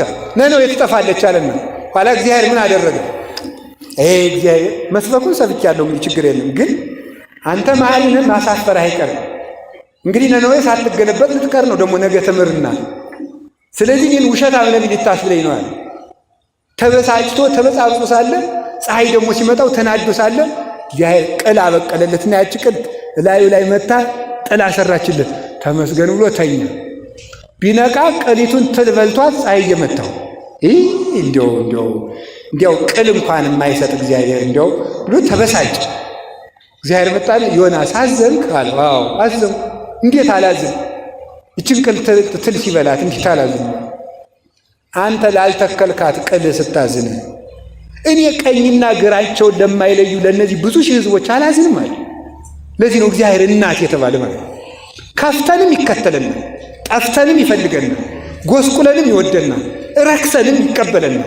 ከዚህ የተነሳ እንኳን ልዩ እናት። አራተኛውን ልንገራችሁ ሊቃውንት የሚሉትን ሥላሴን ለምን ቅድስት ሥላሴን እናት የልጇን ዛይሉን ታግሳ ታሳድጋለች። ዛይል ማለት ምን ማለት? አጠቃላይ ከሕፃኑ የሚገኘው ቆሻሻ ማለት ነው። ሥላሴም የሰውን ኃጢአቱን ታግሰው ለስርየት ያበቁታል። እናት ያንን ከእናቱ ላይ እንዲያ የሚሆነውን ሕፃን ራስን ችሎ የሚገማሸር ልጅ አድርጋ እንደምታሳድገው፣ ቆሻሻን የሚጸየፍ አድርጋ እንደምታሳድገው ሥላሴ በኃጢአት ይንከባለል የነበረውን ሰው እንደገና በክንፍ የሚበር እስኪሆን ድረስ በንስሐ ያሳድጉታል። ቆሻሻን ታግሶ የሚያሳድግ ማን? እናት እግዚአብሔር። እናት ቆሻሻን ታሳድጋለህ፣ እግዚአብሔርን በንስሐ ያሳድጋል። አንድ ያደገ አባት እንገራቸው፣ ቅዱስ ያዕቆብ ይባላል። ሰሞኑን ካረፉ አባቶች በስንክሳር ታሪካቸው ከተዘገቡ አባቶች አንዱ ነው እና ሰይጣን መቼስ ተንኮለኛ ገዳም ሲጋደል ዋሻው ሲጋደል በአንድ ሰውዬ ልጅ ላይ ሰይጣን አደረባት። ወደ አባ ያዕቆብ ልውሰዳትና ትዳን እንጂ ብሎ ወሰደ። እሱ ሲጸልይላት ዳነች። ስትድን ሰይጣን ምንድን ያደረገ? በሰዎቹ አድሮ አባ በደንብ እንዲሻላት እርስዎ ጋር ትሰንብት ብለው ጥለዋት ሄዱ። ሲጸልይ ይችን ልጅ እያሰበ በዝሙት መፈተን ጀመረ። ከዚህ በኋላ ሲፈተን መጨረሻ ላይ ከዚች ሕፃን ጋር በኃጢአት ወደቀ። ኃጢአትን ሰራና ደግሞ ሄዳ ተናግራ አባ ገሌ ይህንን ኃጢአት ሰርቷል አባ ያዕቆብ ብላ ልታረክሰኝ ስሜን ልታጠፋው አይደል ብሎ ደግሞ ገደሏት። የበደል ማለት ይህንን አድርጎ ሲያበቃ ተስፋ ቆርጦ እኔ እንግዲህ የዘሞትኩ ቆቤን የጣልኩ ሰው ነፍስ የገደልኩ ሰው ምን መነኩሴ ነኝ? ቆቤን አውልቄ በከተማ ልኑር ብሎ ወደ ከተማ ሄደ። እግዚአብሔር ቸር አይደል? በጥንክርናችን ዘመን ያደረግነውን መልካም ነገር በድካማችን ጊዜ ያስብልናል። ከዛ በኋላ ያንን ድካሙን ከንቱ አላስቀረበትም። አሰበለትና ሌላ ቅዱስ አባት ላከለት። ወዴት እየሄድክ ነው? ተስፋ ቆርጬ ወደ ዓለም እየሄድኩ እንዲሁ በል ተመለስና ንስሐ ግባ እግዚአብሔር ይምርሃል። 30 ዓመት ራሱን ከተቆረቆረ ግንድ አስገብቶ አስሮ አለቀሰ። 30 ዓመት ሁሉ አልቅሶ ምንም ነው እውነት እግዚአብሔር ምሮኝ ሆነ ወይ? እግዚአብሔር ተመልክቶ አያችሁ፣ የእናት የልጇን ቆሻሻ እንደምታገዝ መነኩሴ ሆኖ መዘሞት ይሄንም እግዚአብሔር ቻለ። እናት አይደል? መነኩሴ ሆኖ መግደል ይሄንም ቻለ። እናት አይደል? ቻለ። ኋላ ሊያሳድገው ነው። ወደ ምን ሊያሳድገው ነው? እስከ የት እንዳሳደገውማ ላሳያችሁ። ወሰደና ምን አደረገው መሰላችሁ? እዚያ ሲያለቅስ እውነት ግን እግዚአብሔር ይቅር ብሎኝ ይሆን ሲል እግዚአብሔር ድርቅ አመጣ። በዚያች ሀገር መከራ መልካም ነገርን ይዞ ይመጣል የሚባለው ለዚህ ድርቅን አመጣ። የሀገሩ ሰዎች ሁሉ ምህላ ያዙ። በእውነት ተስተካክሎ ማለት ነው። እንደኛ እየዘፈኑ አይደለም ምህላ። አሁን እኮ የኛ ምህላ እኮ ያስቃል። እግዚአብሔርን እንደው በብልጣ ብልጥነት በምህላይቱ ሰላም እንዲያመጣልን እግዚኦ ማረነ ብቻ ነው። ተስተካክሎ ነው ምህላ መስተካከል አለብን በእውነቱ ማለት ነው። ወነጸረ እግዚአብሔር ላይለ አቤል ወላይለ መስዋዕቱ ወይነጸረ እግዚአብሔር ላይለ ቃየል ወላይለ መስዋዕቱ። እግዚአብሔር ወደ ቃየልና ወደ መስዋዕቱ አልተመለከተም። ከምህላችን ጋር እኛም አብረን ስለምንታይ እንስተካከል ነው እንጂ ምህላው ይቋረጥ ማለት አይደለም። ከዚያ ተመልከቱ ምን ሆነ? ሊቀ ጳጳሱ ሕዝቡን ይዞ ምህላ ሲገባ እግዚአብሔር እንዲህ አለው፣ አባ ያዕቆብ ካልጸለየላችሁ ዝናብ አይዘንም ማለት ነው። እግዚአብሔር እሱን እንደማረው ለማሳየት ነው። ኋላ ሄደው አባታችን ዝናብ ቀርቶብን ጸልይልን ይዝነብልን። አይ እኔ በደለኛ ሰው ነኝ፣ እንዲያውም ዝናቡ በእኔ ቀርቶ ሊሆን ይችላል። አይሆንም አላቸው። እግዚአብሔር ልኮድ ነው ግድ የለህም አለ። እንዲህ አለና በኃጢአት የጠቆረ ፊቴን ወደ አንተ ላቃናው አይገባኝም። በኃጢአት የከፋ አንደበቴን ወደ አንተ ልከፍተው አይቻለኝም። የቸርነትህን ሥራ ስራላቸው ብሎ ጸለየ። ያን ጊዜ ዝናብ ዘነበ። በዚህ እግዚአብሔር ይቅር እንዳላወቀ ዝናብ የሚከለክል ኃጢአት የሠራውን መነኩሴ ዝናብ እስከ ማዝነብ አሰደገው። ታግሶ የሚያሳድገን እግዚአብሔር የተመሰገነ ይሁን። ስለዚህ ምንላቸው ምናለን? ቅድስት ሥላሴ ሁላችንንም ያሳድጉን። ወስብሐት ለእግዚአብሔር።